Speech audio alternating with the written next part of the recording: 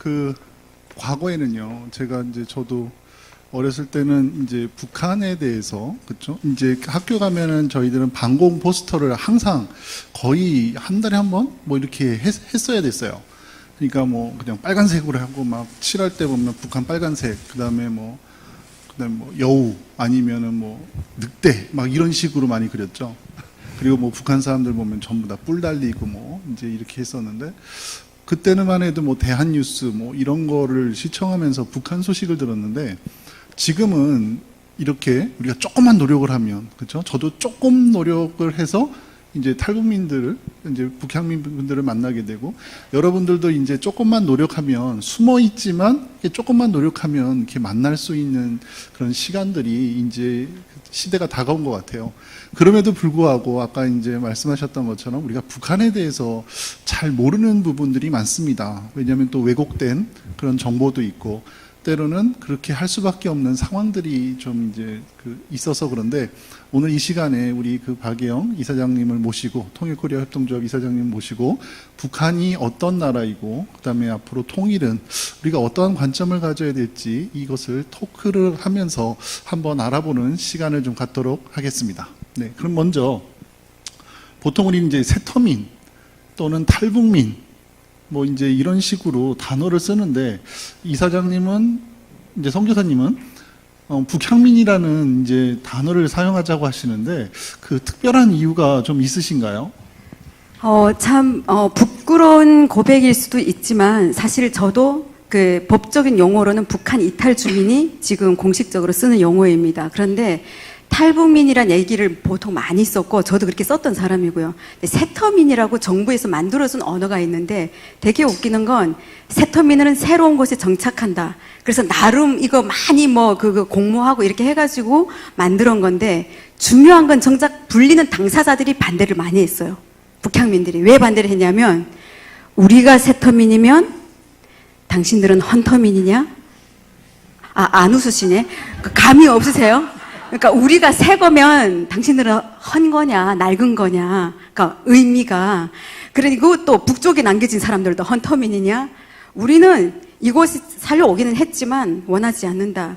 그래서 계속 저도 탈북민이라고 쓰고 있었는데, 마땅한 용어 저도 생각이 안 났어요. 근데 어느 날 어떤 우리 북향민 출신의 한 분이 글을 하나 원고를 써달라고 부탁을 했는데, 그게 바로 북향민이었어요. 그래서 이게 뭡니까 했더니, 북한에 고향을 둔 사람들이라는 우리들의 또 다른 이름인데, 이걸로 글을 써달라는 거예요. 그래서 글을 쓰면서 자료를 쫙 뒤져보니까 이 이름이 좋다는 걸 왜 생각을 했냐면, 탈북민, 그 다음에 북한 이탈, 이 모든 것에 탈자가 들어가 있는데, 이 이탈이 됐다는 건 정상적인 궤도에서 탈선했다는 의미, 부정적인 의미인 거죠. 뿐만 아니라 되게 정치적인 의미도 그러니까 부정적이고 정치적인 의미가 들어갔기 때문에 너무 안 좋다는 걸 그때 발견을 하게 된 거예요. 근데 북향민은 말 그대로 북쪽에 고향을 둔 사람들. 이거 중립적이고 일단은 이거 괜찮네. 그래서 그걸로 제가 칼럼을 이렇게 쓰게 됐고, 그때부터도 우리 조합에서 이 이름을 쓰자라고 해가지고 지금 계속 북향민이라는 이름 쓰는데, 하나 다른 거는 어떤 우리 통일 운동하시는 분이 자칫하면 종북 왜냐면 북한을 향하고 있다. 이렇게 방향향.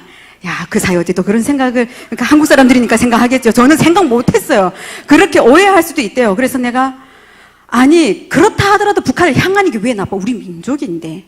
그런데 진짜 종북적인 차원에서 그거는 안 되겠죠. 맹목적으로 정치적으로 이렇게 하는 그거는 아니지만, 그거는 아닙니다. 고향 향자, 북쪽에 고향을 둔 사람들. 그래서 저희가 북향민이라는 용어를 쓰기 때문에 들으신 여러분들도 앞으로 그걸 바꿔서 사용을 해주시면 참 좋지 않을까 생각합니다. 네. 들으셨죠? 이게 종북적인 단어 색채가 들어있을 수도 있지만, 아까 이제 우리 노래 불렀죠? 용기를 내야 된다고. 서로. 그래서 그런 단어들을 통해서 좀 이탈이 아니죠. 북쪽에서 오신 분들하고 좀 더 가까워지는 계기가 되었으면 좋겠습니다. 자, 그럼 본격적인 좀 이야기로 들어갈 텐데요.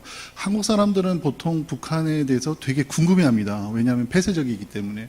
근데 이제 뉴스를 보면 대부분 나오는 게 뭐냐면, 이제 북한 접경 지역에서 찍은 멀리 있는 민둥상이 있고 이런 거나 보이고, 아니면 단체로 농사를 짓는다든가, 아니면 막 척척척척 군가를 맞춰서 행진한다든가, 이런 것들을 주로 보는데, 이제 한국 사람들은 이제 제일 궁금한 게 그들의 일상이 어떤가 하는 게 되게 궁금하거든요. 그래서 이것을 다 설명하기엔 좀 힘들고 본인의 예를 들어서 나는 학교 생활이 이랬고 우리 부모님들은 어떤 생활을 했는지 그게 아마 가장 궁금하지 않을까 싶은데요. 한번 좀 말씀해 주시겠어요? 예. 저는 아까 뭐 예배 때 잠깐 말씀드렸지만, 그러니까 전형적인 사상 교육을 받았던 사람 중에 한 명이었어요. 그래서 어려서부터 이렇게 형성된 가치관이, 북에서는 이런 게 있습니다. 김일성 있잖아요. 김일성 주석을 뭐라고 표현하냐면, 한 시대의 두 제국주의를 타승한 백전백승의 강철의 영장이라고 합니다. 아직 살아있네요. 무슨 뜻이냐면, 일제치하에 있을 때 나라를 해방시켜준 게 김일성이라고 배웠고요. 그리고 전쟁도 우리는 어떻게 배웠죠? 남쪽에서 쳐들어왔다고 배웠기 때문에 그걸 어떻게 해요? 미국이 전쟁 일으킨 걸 우리 장군님께서 7월 27일 북한에서 뭐라고 부르냐면 전쟁 승리 기념일이에요. 휴전일이 아니에요. 다르게 생각을 하는 거죠. 왜냐하면 저쪽에서 치고 들어왔는데 우리가 그나마 잘 싸워가지고 우리 백전백승의 그 강철의 영장 장군님께서 잘 이 전쟁을 했기 때문에 그나마 반이라도 찾았다 뭐 이런 식으로. 그러면은 저는 스스로 사고방식이 어떻게 생겼냐면, 우리 위대한 수령 김일성 대원수님께서 안 계셨다면 나는 지금쯤 일본 놈들이 구두발에 신음하고 저 미국 놈들이 강점하고 있는 땅에서 노예로 살고 있구나 이 생각하니까 저절로 어떻게 충성심이, 네, 수령님의 뜻이 내 뜻이야 이렇게 된 거예요. 이런 삶을 저는 그냥 일반 학생들과 살았는데, 아까 저희 어머님이 잠깐 말씀하셨지만 어떻게 보면 성분이 안 좋은 거잖아요. 안 좋은 집이다 보니까 아버지 엄마가 계속 싸우는 거예요. 저희 아버지 어머니가 상당히 똑똑하신 분들인데 두 분 다 싸우시면 지는 분이 없더라고요. 두 분 다 말 잘하셔가지고. 근데 싸움의 요지 그 중심에 뭐가 있었냐면, 우리 아버지, 나는 발전할 수 있는데, 그러니까 그 승진, 일종 여기로 말하면 할 수 있는데 너 때문에 안 돼. 엄마 보고. 그러니까 엄마 가족 성분이 안 좋기 때문에 아버지가 간부로 이렇게 갈 수 있는데, 북한이 그게 중요하거든요. 가족 성분 중요하다는 얘기 들으셨죠? 그래서 그런 모습을 보면서도 저는 다른 의문 제기는 안 했고, 그냥 그렇구나. 근데 나는 독단적으로 그냥 충성심을 발휘하면서 살고, 그래서 공부를 계속 그렇게 잘 했던 사람 중에 한 명이긴 한데, 제가 좀 다른 사람들하고 좀 특별했던 이야기를 하나만 좀 이렇게 짧게 말씀을 드리면, 북한에서 예를 들면 효녀라는 영화가 있어요. 효녀가 아니고 그 참된 교육자의 모습이라는 영화가 있는데, 교사들 있잖아요. 교사들이 예를 들어 자기 반에서 어떤 애가 아파서 수업을 못 나왔다. 여기는 체크하고 그냥 알아보고 이 끝이잖아요.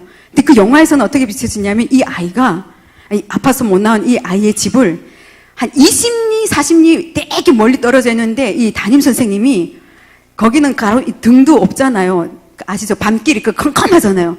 그 밤길에, 그것도 산길로 그 아이를, 그 먼 길을 걸어서 찾아가서 그 아이의 병간호를 해주고, 그 다음에 공부도 가르치고, 너무 멋지지 않아요? 짱 멋지죠? 그런 것이 어떻게 저한테 귀감이 되잖아요. 나도 살아도 저렇게 살아야지. 또 그러니까 북한 영화는 모두 뭘로 이렇게 일관되어 있냐면, 결론은 당과 수령을 위해서 충성하는 거를 귀결이 되기는 해요. 근데 그런 거 볼 때마다 감동받고, 저런 선생님이라면 저렇게 돼야 되고, 또 어떤 영화의 주인공이면 저런 사람이 돼야지 이렇게 하고 살았는데, 중요한 건 제가 중학교에 다닐 때 우리 담임 선생님이 저희 학급에 잘 사는 집 애들이 많았어요. 이게 약간 어폐가 있는데 뭐냐면, 우리가 배급 체제였잖아요. 그럼 다 동일하게 사는 거여야 하는데, 좀 간부집에 가면은 세상에 설탕을 퍼먹어요. 이거를 좀 잘못 오해하시겠네. 설탕 퍼먹는다는 게 무슨 뜻이냐면, 여러분 설탕 먹으려도 안 먹죠. 당뇨에 안 좋으니까. 북한에는 설탕 퍼먹는 수준이면 잘 사는 집이에요. 설탕을 감히 어디다 풀어보고. 우리는 사카린 아세요? 사카린? 그거를 단 걸 먹고 싶을 때 그걸 타서 먹는데, 한쪽에서는 설탕을 풀어 먹는다? 대박 잘 사는 거거든요. 그리고 사탕, 과자 쌓여져 있고, 우리는 없어요, 그런 게. 그렇게 잘 사는 집 애들이 있었는데, 그러니까 그렇게 부패된 거 저는 모르고 있었던 거죠. 눈에 이렇게 보이게 있지 않으니까. 근데 그걸 어디서 발견했냐면, 우리 담임 선생님이 그렇게 부패하는 게 뇌물, 쉽게 말하면 뇌물을 받고 공부를 못하는 애 성적을 올려주는 거예요. 고쳐주는 거예요. 나 공부 잘했다고 했잖아요. 저희 어머니 어머니니까 또 뻥 칠 수 있나? 아무튼 공부 잘했어요, 진짜로. 잘했는데 나보다 못하는 애가 성적 다 이게 시험 보고 끝나고 나와가지고 나 시험지 고쳤다 이러고 있는 거예요. 웃기죠. 그때 걔도 바보긴 바보죠. 성적 시험 그 틀리게 했는데 지금 백으로 들어가서 그거 고쳤다 이거예요. 그래 열받죠. 제가 올라오는 거예요. 그래서 학교 때부터 제가 여기 말로 애늙은이라는 얘기를 왜 들었냐면, 저희가 남자 여자 혼합반이었어요. 원래 제 여중이었는데 제 3학년 때 합했어요. 북한에는 중학교, 지금은 다른데 저 때는 중학교 고등학교가 이렇게 합해진 걸로 6년제였어요. 근데 담임 선생님이 특별한 일이 없으면 6년 동안 쭉 같이 가요. 그러니까 담임 선생님한테 엄청난 권한이 있어요. 어떤 권한? 졸업할 때에 좋은 직장 가느냐, 좋은 군대로 가느냐, 이게 담임 선생님 손에 있어요. 그러니까 담임 선생님한테 잘 보이는 거는 맞는 거긴 맞아요. 그런데 제가 이렇게 애들을 이렇게, 그때 여자, 남자 혼합했는데 이 여자들이 조금 지켜야 될 에티켓 같은 것들, 약간 품행이나 뭐 이런 거, 그때부터 좀 제가 좀 오지랖이 있어가지고 여자회의 이런 거 따로 만들어가지고 옷차림은 그렇게 하면 안 되고 어쩌고 저쩌고 이런 걸 수정해주고 그런 짓을 했고, 근데 제 혼자 하기 좋아서 했을까요? 애들이 저를 너무 많이 좋아해서 제가 한번 정전돼서 얘기를 하면 내 주변을 떠나지 않아요. 나는 만들어서 말을 만들어내는데 재밌다고 끝까지 해달라고, 더 만들어서 해달라고. 하여튼 그래서 애들을 이렇게 했는데 이게 선생님 눈에 보였던 것 같아요. 그리고 불이한 것에 대해서 제가 못 참는 성격이었거든요. 그래서 언젠가 어머니는 기억하실지 모르겠는데 아버지가 왔다가 갔는데, 쟤는 선생들의 생각을 능가한다, 무서운 애다, 집에서 어떻게 가르쳤길래, 이렇게 된 얘기를 제가 들은 적이 있어요. 근데 그렇게 하고 나서 3학년쯤 올라갔을 때에 선생님이 비리하는 게 이제 눈에 보이는 거예요.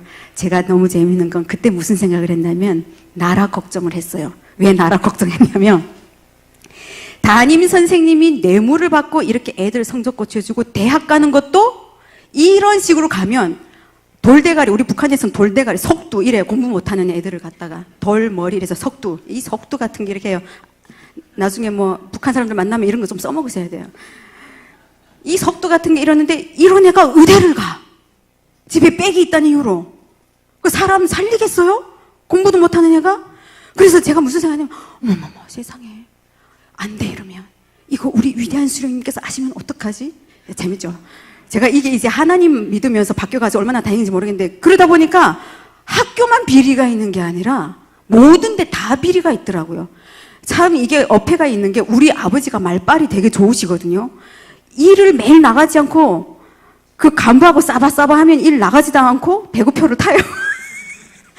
그거 잘못됐다는 생각은 안 하고, 그건 우리 아버지는 잘하고 있는 거고 다른 사람들이 하고 있는 건 되게 잘못된 걸 보이는 거죠. 그래서 제가 공부를 열나게 잘해서, 제가 원래 평양 외대를 가려고 했던 사람이었어요. 꿈이. 영어를 다른 애들보다 1년 먼저 배워가지고. 근데 그 꿈 접어라 하고 누가 얘기를 해줘가지고 평양 대학 다니는 어떤 언니가 성분이 안 좋지 1번, 2번 이건 뭐죠? 인물심사를 한대요. 키 160 이상이래요. 근데 에이, 이게 내 13살 키거든요. 안 되지. 세 번째 실력을 보는데 아무리 실력이 좋아도 기껏 좋은데 배치받아야 중학교 선생님이래요. 나 선생님 그때 되게 싫어했거든요. 저희 모델 되는 선생을 보니 그 짓을 하니 다 그런 것 같았어요. 그래서 선생은 싫다. 그럼 나 외대는 안 갈래. 일반 대학교를 가려고 열심히 공부를 했는데, 임수경 씨 왔다 간, 임수경 씨 아시죠? 전 13차 청년학생 임수경 씨 왔다 간 다음에 뭐가 유행을 했냐면 박쥐옷이라고 해가지고 팔이 이렇게 된 거. 그거 입고 와가지고 막 이러면 다녔잖아요. 그래가지고 그 옷이 유행이 됐는데 그게 되게 비싼 가격으로 되는 거예요. 근데 어느 날 우리 담임 선생님 생일 맞이해서 우리 학생들이 뭐 다 이렇게 해서 그 선생 옷을 선물로 사주고 또 떡을 친대요. 근데 그때 당시 저희가 경제적으로 어려울 때였어요. 제 정의감이 불타는 제가 이것들이 하다 지금 어디까지 가나? 이것들이 미쳤나? 왜냐하면 담임 선생님 저기에 만년필이나, 그쵸? 학용품 아주 이렇게 소박하게 하면 되지. 그리고 그걸 또 받아 처먹겠다고 하는 선생이나 똑같은 거잖아요. 그 다음에 안 되겠다 하고 제가 뭐 했냐면은 도당에다가 그 북한은 고소라고 안 하고 신소라고 얘기합니다. 신소한다 이렇게 얘기합니다. 신소과 과장 앞으로 제가 편지를 썼습니다. 무기명으로. 뭐라고? 우리 담임 선생님이 이때까지 보자니 이렇게 비리를 해가지고 이렇게 하는데, 이렇게 되면은 어떻게 되겠냐 나라가, 뭐 이러면서 이 문제를 내려와서 바로 잡아주지 않으면 나는 당중앙으로 찾아갈 거다. 중앙당 중앙당이면 제일 센 데잖아요. 김정일 그때.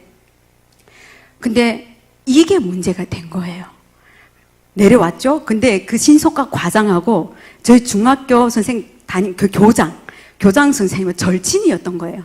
저희 교장 선생님이 도당에서 선전부장하다가 좌천에서 내려올 사람인가 나는 몰랐지. 그리고 둘이 친구인 거 내가 어찌 알았겠어요. 어느 날 학교 갔는데 제가 그렇게 인기 짱이었던 내가 가는데 애들이 다 나를 외면하는 거예요. 학교 분위기가 되게 살벌하고 나를 다 쳐다보면 손가락질하고 막 이러는 거예요. 하루아침에 제가 왕따가 됐어요. 딱 들어갔더니 저희 담임선생 얼굴 완전 시퍼러져가지고 예, 아무개 교장실로 가보라는 거예요. 교장선생 불렀대요. 갔어요. 가는데 이렇게 보니까 테이블 위에 무슨 이게 편지 내가 썼던 편지가 그냥 야 이거 네가 썼어.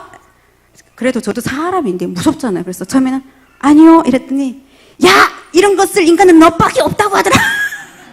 우리 담임 선생님이 저라고 찍었나 봐요. 무기명을 썼는데도. 북한에서는 그때 당시 컴퓨터가 없기 때문에 문서 정리할 때 다 손으로 써요. 그래서 손으로 글 좀 잘 쓰는 애들 다 뽑아가지고 문건 정리를 하거든요. 저도 동원됐던 적이기 때문에 나름 저라는 거를 그래도 머리를 좀 굴렸는데 필체를 막 흘려쓰고 못 알아보게 하려고. 그런데 이런 짓을 할 인간은 나밖에 없다는 거죠. 그 다음에 생각해보니까 내가 뭘 잘못했지? 그 다음에 제가 했다고 했더니 어디 못된 송아지 밑구멍부터 뿔난다고 하더니 어디서 편지질이나 하고 말이야 이러는 거예요. 가만히 이렇게 있다가 어쨌을까요? 탁 뒤로 돌아서 문 팍 차고 나왔어요. 그게 제 학교의 마지막 엔딩 모습입니다. 제 삶을 얘기하라고 해서 지금 그대로 얘기한 건데 그 이후 제 삶이 어떻게 됐을까요? 학교 못 가는 건 둘째고 대학교를 못 가는 건 둘째 문제고 그러면은 저를 어디다 배치를 했냐면 직장 배치를요. 광산 아시죠? 굴착기 이따만큼 무거운 거 들고 막 드드드드 이거 해야 되는 거 그 여자가 해요? 날 거기에 배치를 한 거예요. 저는 거기서 멈추지 않았습니다. 효녀라는 영화의 주인공 김일성 내 딸이라고 칭했던 그 여자를 찾아 처음에는 사실은 중앙당 간다고 평양으로 간다고 몰래 기차를 탔는데 몇 정거장 지나서 아버지가 나타났어. 기차 안에서. 왜냐면 나를 주시하고 있었거든요. 까딱하면 내가 평양 간다고 김정일 위원장 만난다고 하니까 나 붙잡아가지고 너 지금 어디 가냐 해가지고 저는 김정일 위원장님을 만나야 됩니다 하면서 막 이게 어디 가서 지금 우리 가면 다 죽일 일이 있냐고 저를 잡아가지고 또 집에 가가지고 이러고 있다가 그분이라면 나를 받아줄 거야. 효녀 영화의 주인공인데 실제 주인공이거든요. 그래서 그 여자를 찾아서 또 몰래 집에 그때 장사미천 조금 있던 거 다 털어가지고 학생 옷을 입고 가방 들고 그 여자를 찾아가서 편지도 받아오고 결국은 왜냐면 제가 이렇게 길게 얘기할 수 없어서 막 이렇게 가는데 그동안 평양에 우리 큰아버지 그렇게 평양 구경 오라고 했는데 내가 공부한다고 안 갔던 거 3번 잡히면서 끝내 평양으로 들어가가지고 일주일 동안 평양 구경도 하고 그러고 집으로 돌아왔는데 난리가 난 거예요. 제가 평양 간지 알고 학교가 발칵 뒤집혔어요. 아무튼 근데 그렇게 하다가 또 거기에서 저기에서 아까 내가 말했던 그 주인공이 자기네 일하는 데서 일하라고 나 같은 애를 처음 봤대요. 학생이. 이렇게 충성심이 높은 애를 처음 봤다고 받아주겠다고 편지까지 써줬는데 제가 돌아온 우리 지역 거기 행정위원회라고 있어요. 거기에서 막는 거예요. 여기에서 태어났는데 어디로 가냐. 또 가만 앉아있다가 이번에 어쨌을까요? 시당 조직비서한테 또 편지 썼어요. 책임비서 다음에 센 사람이거든요. 그래서 조직비서한테 편지 보낼 때는 조카인 것처럼 거짓말하고 그 큰아버지 이래가지고 했는데 그게 딱 들어갔는데 그분이 충성심이 높은 사람이었던 것 같아. 날 알아본 거지. 그래서 어느 날 우리 집에 사람이 와가지고 시당 조직비서가 부른다 해가지고 우리 아버지 놀래가지고 또 무슨 일을 저질려내. 아버지는 저 한 거 아무것도 없습니다. 아직 모른 척하고 쫓아갔더니 이야 그 시당 조직을 감동을 먹어가지고 제 편지는 간단했어요. 나는 단가 수령을 해서 충성 다해서 일하겠다 이거예요. 근데 왜 이렇게 안 되냐? 어떻게 이런 생각을 했어? 막 이러면서 그래서 저를 상업관리소라는 곳에 직접 저를 시에서 시당 조직비서면 넘버 2예요. 위치가 엄청 높은 사람이에요. 저를 데리고 가서 배치를 시키고 거기서 일을 하게 되었는데 어쨌든 그러다가 배가 고파서 하여튼 나오게 됐죠. 예, 일단은 제 스토리인데 제가 이 얘기를 통해서 제 일반 생활이 충성심으로 가득한 질주를 한 거 보이시죠? 그런데 간단히 곁들이면 여기 와서 만난 평양 출신 할머니가 있어요. 그 할머니가 내가 이 스토리를 얘기했더니 그 할머니의 흉내를 좀 내볼게요. 뭐라는지 아세요? 야, 너는 그때부터 하나님이 살리신 줄 알라야 하면서 그래요. 왜? 이랬더니 야, 그 평양에서 그딴 일이 있었으면 너는 그냥 지하에 들어가서 죽었어야 하면서 막 이러고 있는 거예요. 그러니까 운이 좋았다는 거예요. 지금 그나마 그렇게 해서 평양에서 그런 일이 있었으면 북한은 시스템이 어땠죠? 위에서 명령하면 yes, yes, yes예요. 민주주의 국가가 아니기 때문에 no, 뭐 이런 거 없어요. 그렇기 때문에 어떤 걸 이의제기 이런 거 없는 구조인데 나는 어떻게 했죠? 반항을 한 거잖아요. 잘못됐다? 바로 잡아줘라? 이런 얘기를 한다는 것 자체가 안 믿긴다는 거예요. 그러니까 매장될 뻔했는데 너는 하나님이 그때부터 지켜주셔서 산 줄 알라고 그런 얘기를 하시더라고요. 듣고 보니까 성적 조작 사건을 통한 내부자 고발 그걸로 인해서 한국식. 그걸로 인해서 탈북을 하셨나요? 그건 아닙니다. 그거가 아니면 어떤 그런 불만에 의해서 탈북을 하셨나요? 아니면 왜냐하면 한국에도 그런 일이 예전에 좀 있었거든요. 그것 때문에 제가 한국을 탈출하거나 그러진 않았거든요. 그래서 혹시 탈북 계기가 그러니까 예. 이렇게 나오신 계기가 뭔지. 예. 네. 제가 그 배치를 받은 데가 상업관리소가 어떤 곳이냐면 북한은 이렇게 되어 있습니다.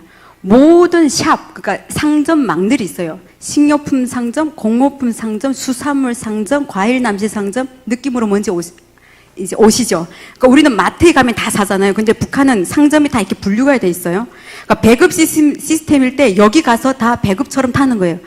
5인 가족이면 된장간장 한 달에 뭐 1kg, 2kg 뭐 이런 식으로. 학용품도 계절이 학기 오픈할 때 그때 이렇게 배급식으로 다 됐는데 상업관리소가 무슨 일을 하냐면 공장 기업소에서 만들어진 제품들을 받아서 이제 각 상점으로 분배하는 역할을 하는 게 상업관리소예요. 근데 그때 당시에는 백이 있는 사람이 거기를 들어가요. 왜? 거기 들어가서 상점 점원으로 가게 되면 거기에서 물자들이 있잖아요. 결국은 그것도 비린 거예요. 몰래 이렇게 할 수 있는 그런 거였는데 저는 어디를 배치받았냐면 상업관리소에 목장이 있었어요. 목장은 뭔지 아시죠? 짐승들 치는데. 왜? 내가 그런 각오로 이런 편집석을 했기 때문에 제일 어려운 데로 가야 되는 거예요. 그래서 목장으로 가가지고 제가 3년을 일하다가 탈북한 거가 되는데 이럴 때 밭일도 하고 산일도 하고 산일이란 게 뭐냐면 도끼로 나무 침 이런 일. 그 다음에 부식토라고 해서 거름. 추운 겨울에 눈 이따만큼 온데 들어가가지고 다 걷어내고 밑에 그런 가을에 이렇게 낙엽이 이렇게 쌓인 이런 것들을 또 거름이 부족하니까 거긴 비료가 부족하잖아요. 이런 일. 그 다음에 짐승들 치고 이런 일을 했는데 그래서 선동원이라는 말 아시나요? 선동원이라고 있어요. 당과 수령의 뜻대로 살자고. 그래서 제가 또 이렇게 당원들이던 우리 직원들이 이렇게 앉아있으면 그때 지각하는 사람을 직접 지적은 안 해도 이렇게 살아서 되겠습니까? 뭐 이러면서 하여튼 선동원하고 청년 분조를 책임지고 일을 했어요. 그때 제가 아까 내 예배 때 말씀드렸던가 6개월 동안 2시간을 자고 일한 적이 있었다고 했잖아요. 부화기, 거위 있잖아요. 거위, 계란 이런 것들을 부화시키는 거를 제가 들어가서 단과대학으로 그것도 제가 그냥 학교 찾아가서 나 그냥 넣어주라고 이게 목장을 살려야 되니까 공부해야 된다고 이래서 축산하는 그쪽으로 들어가가지고 통신으로 배워가지고 거기를 어떻게 보면은 되게 개혁하다시피 한 거죠. 그런데 시간이 어떻게 됐냐면 시간이 그때가 94년쯤이었는데 김일성 주석이 사망을 하고 그리고 경제적으로 어려워졌다고 제가 계속 말씀드렸잖아요. 그 경제적인 타격이 어디까지 오냐면 우리는 집단 생활을 했기 때문에 청년들에게 그래도 식량이 목장이기 때문에 그 짐승들 주는 사료 있잖아요. 옥수수라든지 이런 것들을 좀 공급을 했어요. 하다 그게 부족하게 된 거예요. 부족하게 되니까 청년들이 하나 둘 다 떠나고 마지막에 둘이 남은 거예요. 저하고 어떤 여자하고 둘이 남았는데 나중에 쌀을 집에서 갖다 먹으라고 하는 거예요. 근데 저희 집이 그럴 형편이 절대로 안 됐거든요. 오히려 집에 쌀이 없어서 올라와가지고 목장에 올라와서 나한테 조금 뭐 줄 수 없나. 그래서 조금 이건 여담이긴 한데 그때 당시 저 좋다고 쫓아다닌 남자 하나 있었어요. 근데 우리 남편들 다 아는 얘기예요. 근데 그 쫓아다니던 그 남자가 집안에 중국이 친척이 있어가지고 그때 당시에 중국이 친척 있는 사람들 다 좀 살았어요. 그래서 얘가 나 좋으니까 일단은 집에서 자꾸 쌀이랑 감자랑 훔쳐갖고 조림 분조라고 해가지고 이렇게 산에 나무도 심고 관리하는 그런 데서 일을 했는데 소달구지를 끌고 올 때마다 그 소달구지 그걸 꽁쳐갖고 오는 거예요. 집에서 그 아들이 하나거든요. 그러면 나는 좋아도 하지 않으면서 그거 좀 얻어갖기 위해 가지고 조금 미안하긴 하죠. 내 통일되면 만나면 조금 용서를 구하려고요. 그 마음을 이용한 거. 그래서 그렇게 꽁쳐뒀다가는 어머니나 그 동생 오면 주고 이렇게 어려웠어요. 근데 계속 집에서 저기 할 수가 없으니까 결론은 그만두게 된 건데 그때 저는 되게 좌절했어요. 왜? 제가 꿈이 있었잖아요. 저는 꿈이 그냥 있지 않았어요. 5개년 계획 이래가지고 저희 김책시예요, 고향이. 김책시 인구 20만 명, 이 20만 명에게 매일은 아니어도 한 달에 한 번 고기가 공급이 되게 하려면 이게 1년 안에 이게 짐승을 얼마나 늘려야 될지 이 계산까지 하면서 5개년이요. 그러니까 나름 그때부터 하나님이 큰 꿈을 주셨어요. 그러니까 내 거 말고 사람들을 위한 되게 도시적인, 이러다가 제가 나중에 시장이 되나요? 하여튼 농담이고요. 그런 꿈을 꾸고 있었는데 이게 무산된 거잖아요. 무산되고 나서 내려왔는데, 내려왔다는 말은 뭐냐, 목장이니까 산골에 있었어요. 엄마랑 사는 도시로 왔는데 세상에 사람들이 앞뒤 안 보고 앞만 바라보고 약간 살기도 가득하고 먹고 살기, 왜 그때 굶어 죽는 사람들이 많다 보니까 사람들이 그냥 뛰어다니는 거. 그리고 근데 우리 아버지가 뭐라 그러냐면 이제 네 입은 네가 책임져라 이렇게 얘기를 하는데 그게 되게 소원했지만 집에서 맞이였기 때문에. 그런데 2000년대에 정춘실이 나타났다. 이게 무슨 말이냐면 제가 아까 그 따라 배우겠다는 여자가 주인공이 있다고 했잖아요. 그 여자 이름이 정춘실이에요. 북한에서는 되게 유명해요. 김일성이 딸이라고 했던 여자. 그래서 저를 놓고 2000년대 정춘실이 나타났다고 소문이 나는데, 아니 내려가가지고 장마당에 나가가지고 빵그릇 들고 이렇게 앉아기가 쪽팔리잖아요. 그러니까 그거는 못하겠고 어떻게 해야 되나 고민을 하고 있는데 어느 날 우리 학교 동기가 집에 찾아왔어요. 구리를 팔 게 없냐고 물어보는 거예요. 구리 아시죠? CU. 구리가 없냐고 물어봐서 내가 그거 왜? 했더니 그거 여기서 사면 국경에 가면 엄청나게 비싸게 팔 수 있대요. 그때까지도 저는 충성심이 아직 가득했어요. 불만이 없었어요. 그래서 얘를 뭐라 했냐면 어디 가서 말이야 굶어 죽으면 죽었지 나라를 팔아먹겠다고 그걸 당장 나가 다시 오지 마 하면서 저희 친구를 쫓아보냈어요. 나중에 저희 사촌 언니하고 형부가 우리 집에 왔는데 저희가 역전이 가까웠거든요. 어메 세상에. 제 남편이 전라도니까 자꾸 이 전라도 사투리가 나오네. 이 탄피 두르듯이 구리를 납작하게 천에 싸서 여기다 두르고 여기다 두르고 여기다 온 몸에 다 이렇게 구리를 두르고 우리 집에 나타난 거예요. 그래서 내가 근데 사촌 언니하고 형부하고 다 당원이에요. 북한에서는 당원이 이 승진하기 위한 가장 기초 단계고 어쨌든 사상이 좋은 사람들이거든요. 근데 언니 이거 뭐예요? 했더니 뭐기는 똑같은 얘기 하는 거예요. 국경에 가서 팔면. 그리고 성진 제강소라고 저희가 살던 동네에 북한이 유일한 특수강을 만드는 제강소가 있어요. 거기 둘 다 다녔던 사람인데 이거 어디서 얻었겠어요? 그 회사에서 다 뜯어내온 거라고. 내가 아니 언니 당원 맞아 그랬더니 야 너 무슨 다 말라 비틀어진 당원 같은 소리를 하니. 결론을 말씀드릴게요. 이 언니 쫓아서 저는 이 발바닥에다가 구리 2장 깔고 국경으로 가게 됐습니다. 그래서 양강도 해산시를 그렇게 가게 됐는데 그때 저는 처음으로 중국 사람들을 만났고 압록강 건너편에 빨간 승용, 저 검정, 하양, 승용 삐깍 하는데 왔다 갔다 하고 넘어온 중국인을 봤는데 머리에 기름이 찰찰 흐르고 옆에 가는데 향이 다르고 파카 이따만 거 입고 긴 거, 롱파카, 우리는 그런 거 없거든요, 북한에. 다 소못 이런 거 입는데 왈랭끼라고 해요. 우리 러시아 말도 이렇게 들어와가지고 부츠 여자들 왈랭끼 신고 이거 어쨌든 머리부터 발끝까지가 이건 신비 세상인 거예요. 뭐지? 그리고 문화 충격이 좀 있긴 했지만 그냥 들려오는 소문에 저 중국은 올해에 한 3년 이상도 더 먹을 풍년이 들었다더라. 저기에 가가지고 한 달만 일해도 우리가 1년 먹고 살 수 있는 돈을 벌 수 있다더라. 이런 소문을 제가 국경에서 듣게 되는 거예요. 자, 그럼 여기에서 제가 북한 사회에 대한 불만 이런 게 있은 게 아니에요. 그러면 핵심을 말씀드리면 이거예요. 북한에 제가 있을 때 어떤 거였냐면, 건너왔을 때 얘기를 하면서 하면 좋겠네요. 중국에 그래서 어떻게 돼서 건너오게 됐는데, 그때 음력설에 제가 97년에 넘어왔는데, 그 조선족 집이었어요. 거하게 차려놓고 다 먹고 이제 치우고 나는데, 그 조선족 아저씨 술 한잔 하셨는데, 얘기하다 갑자기, 그 김정일이 그 개새끼 죽어야 된다. 이러시는 거예요. 나 너무 놀라서 심장이 멎는 줄 알았어요. 내 태어나서 그런 말 들어본 적이 없거든요. 아니 개새끼는 두 번째 이렇게 김정일 막 이렇게 그래서 내가 바로 반사적으로 튀어져 나오는 거예요. 생각해볼 시간이 있는 그런 게 아니에요. 반사적으로 아저씨 어떻게 남의 나라 수령님 그렇게 얘기할 수 있습니까? 이랬더니 갑자기 놀라서 나 쳐다보더니 뭐라면 야 너 그럼 왜 여기 왔니? 이러시더라고요. 그래서 아니 나야 배가 고파서 왔지. 이랬더니 그 배고픈 거 누구 때문인데? 그건 미국 놈 때문이지. 예, 여러분 뭐 웃으시죠? 북한 정부에서 우리에게 계속 가서 가르친 것도 있지만 어떤 소문이 돌았냐면 군사력에 들어가는, 군비에 들어가는 1%만 풀어도 우리가 다 잘 먹고 잘 산다. 이거 북한 주민들 다 알아요. 모를 것 같죠? 아는데 한 번은 미국하고 붙어야 되니까 어떻게 해요? 우리가 허리띠를 조이고 살자. 이렇게 된 거예요. 그러니까 정부에 대한 반항이 생긴 게 아니고 우리의 철천지 원수인 저 미제순이 형이 미국 놈들하고 한번 붙어야 되니까 우리의 화살은 남조선에도 와 있지 않아요. 남조선은 우리 인민이다. 우리 민족이다. 이렇게 돼 있고 저 미제국주의자들 저 미제순이 형이들하고 한번 붙어야 되니까 이렇게 된다. 지금은 나중에 얘기 안 나올까 봐 지금 건너뛰어서 얘기하면 지금은 어떻게 조금 바뀌었냐면 이래도 죽고 저래도 죽을 바에는 제가 나올 때 당시에 그건 제가 살 때 얘기고 나올 때 당시에는 뭐라 하냐면 이래도 죽고 저래도 죽을 바에는 전쟁이나 그냥 한번 그냥 확 나서 왜냐면 그만큼 이때까지는 참고 살았는데 너무 힘드니까 그때 당시에는 전쟁이 한번 나도 끝장을 봐가지고 우리가 제대로 살아야지 이게 뭐냐 이런 식으로 사람들이 토로하게 된 거거든요.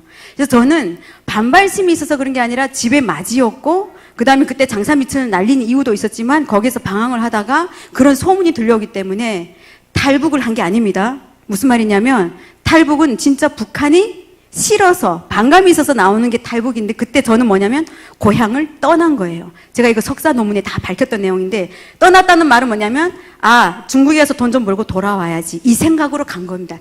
이게 바로 탈북 1세들의 거의 같은 목적이에요. 근데 나왔다가 어떻게 해요? 못 돌아가잖아요. 이게 엄청난 고생을 해야 되니까.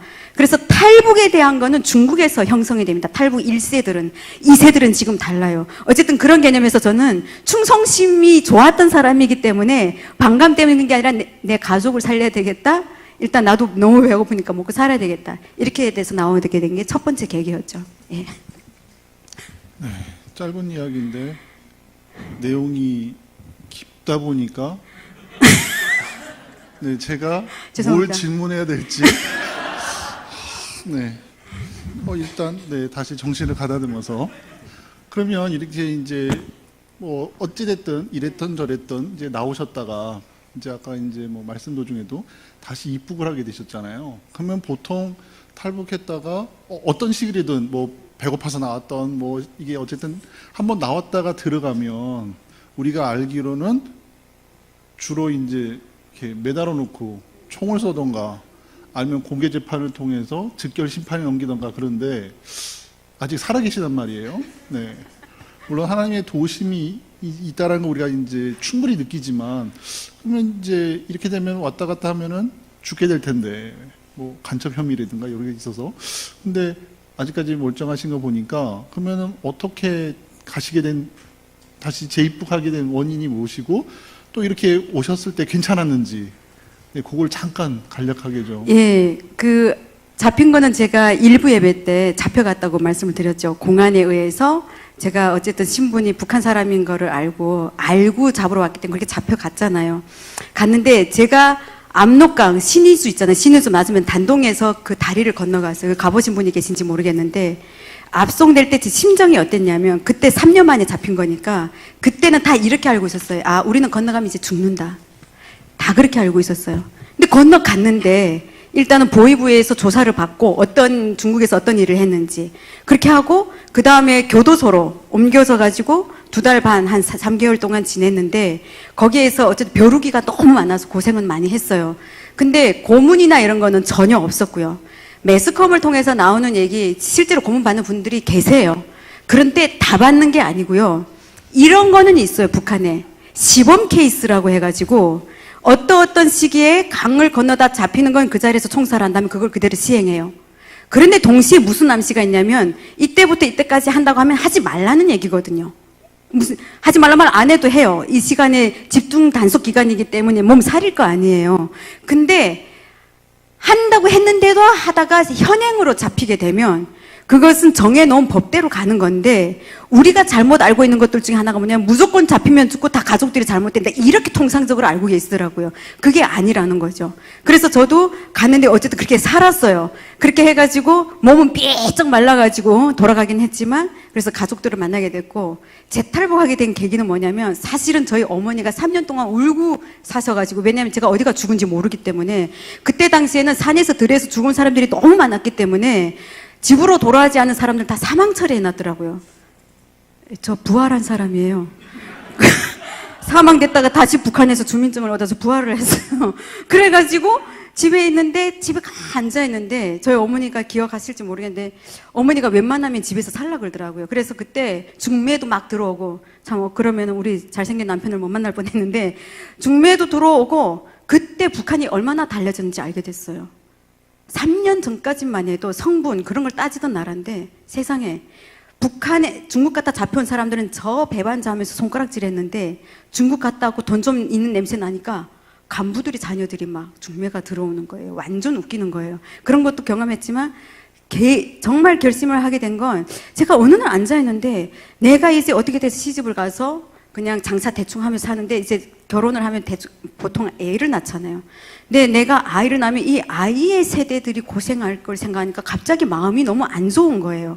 그래서 내가 나가서 성공해서 이 다음 세대를 좀 살려야 되겠다. 여기를 말로 다음 세대인데, 그러니까 그때도 성령님께서 저한테 그 비전을 넣어주셨나 봐요. 나오게 하시려고. 그래서 제가 어머니한테, 어머니 나가서 성공해야 되겠습니다. 저 보내주세요. 저희 어머니가 눈물로 보내주셨죠. 기차역까지 나오셔가지고. 그래서 다시 나오게 됐는데, 후에 제가 지금 이렇게 하나님의 사람으로서 길을 걸으면서, 이게 그때 그냥 주신 마음이 아니었구나. 그래서 다시 나오게 됐습니다. 네. 나오신 분도 대단하시지만, 가족분들도 대단하신 것 같아요. 왜냐하면, 이렇게 나왔다는 게 걸리게 되면 가족들한테 이렇게 또 출신 성분부터 시작해서 했을 텐데, 혹시 가족들한테 이런 게 가지 않았나요? 영향이 전혀 없는 건 아니에요. 일단 제가 이제 다시 살아났잖아요. 그러니까 아예 사망자였으면 괜찮은데 살아난 걸 아는데 없어졌잖아요. 그러면은 추궁이 계속 감시. 근데 감시라는 거를 여러분 24시간 붙어서 감시는 이렇게 생각하시면 안 돼요. 그럴 만한 인력도 없고 그렇지 않은데 그냥 제가 아주 요약해서 말씀을 드리면 뭐냐면 심증은 있는데 물증이 없어요. 그러니까 북한 어떤 사람들이 북한이 나라냐? 열받아서 그렇게 얘기하는 건 알겠는데요. 북한도 나라예요. 그러니까 법이라는 게 있다는 거예요. 그러면 무슨 말이냐면 물증 건너가는 거 눈으로 봤으면 그러면은 가족들이 잡혀가가지고 혼나겠죠. 그런데 보지는 못했는데 심증만 계속 있어. 그래서 어떤 얘기들이 있는지 아세요? 이쪽에 한국에서 돈을 북향민들이 대부분 보내거든요. 가족들한테. 그 콩고물을 얻어먹는 사람이 되게 많은 거예요. 중국 브로커도 있지만 이제처럼 사실은 기우적거리는 게 왜 기우적거리냐면 콩고물 뭐 없나 해가지고 기우적거리는 거예요. 그러면 담배 한 막대기 아니면 그런 거 있잖아요. 뇌물이죠. 그런 거 좀 찔러주면 또 한동안 조용했다가 제 말 틀리지는 않죠? 어머니? 예, 그렇게 하고 사실 못되게 구는 그리고 거기 또 사람 나름이에요. 경찰들도. 그래서 못된 사람도 있고 또 그렇지 않은 사람들. 근데 대부분은 이제는 제가 물질에 맞들었다 했잖아요. 북한이. 그러니까 돈으로 사실 해결되는 일들이 허다해요. 그렇기 때문에 이제처럼 아까 내가 현행으로 잡힌다. 예를 들어 이렇게 남한하고 통화하는 게 현장에서 잡혔잖아요. 그럼 감옥으로 무조건 가요. 근데 북한에 정치범 수용소가 있고 일반 경제범 수용소가 있다는 것을 염두에 두셔야 돼요. 북한에선 잡히면 무조건 다 정치범인지 아는데 말 그대로 정치범은 이렇게 국가를 헐뜯었거나 어떤 비방하거나 어떤 그런 거를 했던 게 걸리면은 그렇게 들어가는 거지. 이 대부분은 다 경제범과 관련된 일반 관리소니 이런 데를 들어가 가지고 형량 저기를 마치고 이렇게 나오고 이런 시스템으로 돼 있어요. 예. 네, 그러면은 이제 이것도 물증은 없지만 심증으로도 알 수 있는 부분일 수도 있는데 북한에서는 이제 종교의 자유가 있지만 실질적으로 이제 기독교를 접하거나 그럴 수가 없을 텐데 이렇게 어떤 계기로 해서 이렇게 기독교에 접하게 됐는지 그냥 갑자기 뜬금없이 그냥 하지는 않으셨을 테고 그러니까 탈북하는 과정 가운데 어떤 그런 외로움이나 이런 것들이 동기가 되셨는지 아니면 어떤 다른 계기가 있어서 기독교를 접하고 믿게 되셨는지 좀 말씀. 예, 북에서는 저는 들어본 적이 없고 저희 때는 10대 때 반기독교 교육을 받는 거는 일반적으로 다 아시죠. 반기독교 교육을 받기 때문에 그냥 종교는 아편이다. 그냥 이 한마디로 압축이 되는 것 같아요. 그랬고 저는 중국에 나와서 사실 6개월 만에 여의도 순복음교회에서 나온 선교사님 통해서 한 2달 동안 훈련을 받았었어요. 근데 훈련 받으러 들어간 게 아니라 일자리를 찾아준다고 해서 들어갔다가 일자리 찾을 때까지 그냥 공짜로 먹고 자고 하는 거 그러니까 우리가 하는 공부 같이 하자 해서 합류해보니 조선족들을 양육하는 그런 저기 뭐죠? 그거 뭐라 그러죠? 무슨 하우스? 하우스가 아니고 미션 홈 같은 곳이었어요. 그래서 거기서 본의 아니게 저기 하기는 했는데, 저는 이제나 저제나 일자리 소개해 준 줄 알았더니, 급기야 제 기도하는 거 듣고 뭐 하는 거 보시더니, 우리 선교사님, 내 너를 신학교로 보내야 되겠다. 그래서 도망 나왔어요. 왜냐면 난 돈 벌어야 되거든요. 집에서 마신데. 그래서 나와서 돈 열심히 벌다가 잡힌 거였거든요. 그래서 태국으로 왔을 때 제가 예수님 만났다고 얘기했잖아요. 거기에서 눈물, 콧물 쏟으면서 5년 만에 내가 돌아왔다고 하나님께 죄송하다고 하고 그런 계기가 있었어요. 근데 북한에 기독교는 지금 저 같은 일반 사람들은 접하는 거 어렵다는 걸 아셔야 되고, 그렇게 하고 아까 제가 뭐 3가지 형태의 교회 있다는 거 말씀드렸잖아요. 그런 형태로 있는데 여기에 플러스 종교 얘기를 하셨기 때문에 좀 말씀드리고 싶은 건 샤머니즘이라고 얘기하기도 하죠. 점집 무당들이 되게 많아요. 그러니까 이런 것들이 사실은 물 위로 올라오지 못했다가 고난의 행군 시기, 아까 많이 굶어 죽는 이 사람들이 생기던 그 시기에 싹 위로 올라왔어요. 사람들이 장사를 하면서 이런 사람들 의지를 해가지고 길을 떠날 때 뭐 할 때 저 점집 좋아했던 사람이에요. 그래서 엄마하고도 막 같이 점집에 가자 하고 그러면은 내 등 뒤에 뭐 돈다발 뭐 있다면 돈자루를 내가 메고 하늘로 날아 올라간대요. 근데 한국에 와서 생각해보니까 용하네. 왜냐하면 진짜 신을 업은 그 무당들이 있고, 제가 태백산에서 기도할 때 이제 진짜 가짜가 있는 걸 알게 됐어요. 무당들도 뭐 크리스찬들도 있을지 모르겠지만 이 가짜들 보면 되게 웃겨요. 진짜는 눈빛부터 달라요. 돌아가는 것도 다르고. 아무튼 그건 여담이었는데, 종교적으로 어쨌든 북한에는 샤머니즘이 팽창하기 때문에 사실 되게 중요한 기도 제목이기도 하죠. 네.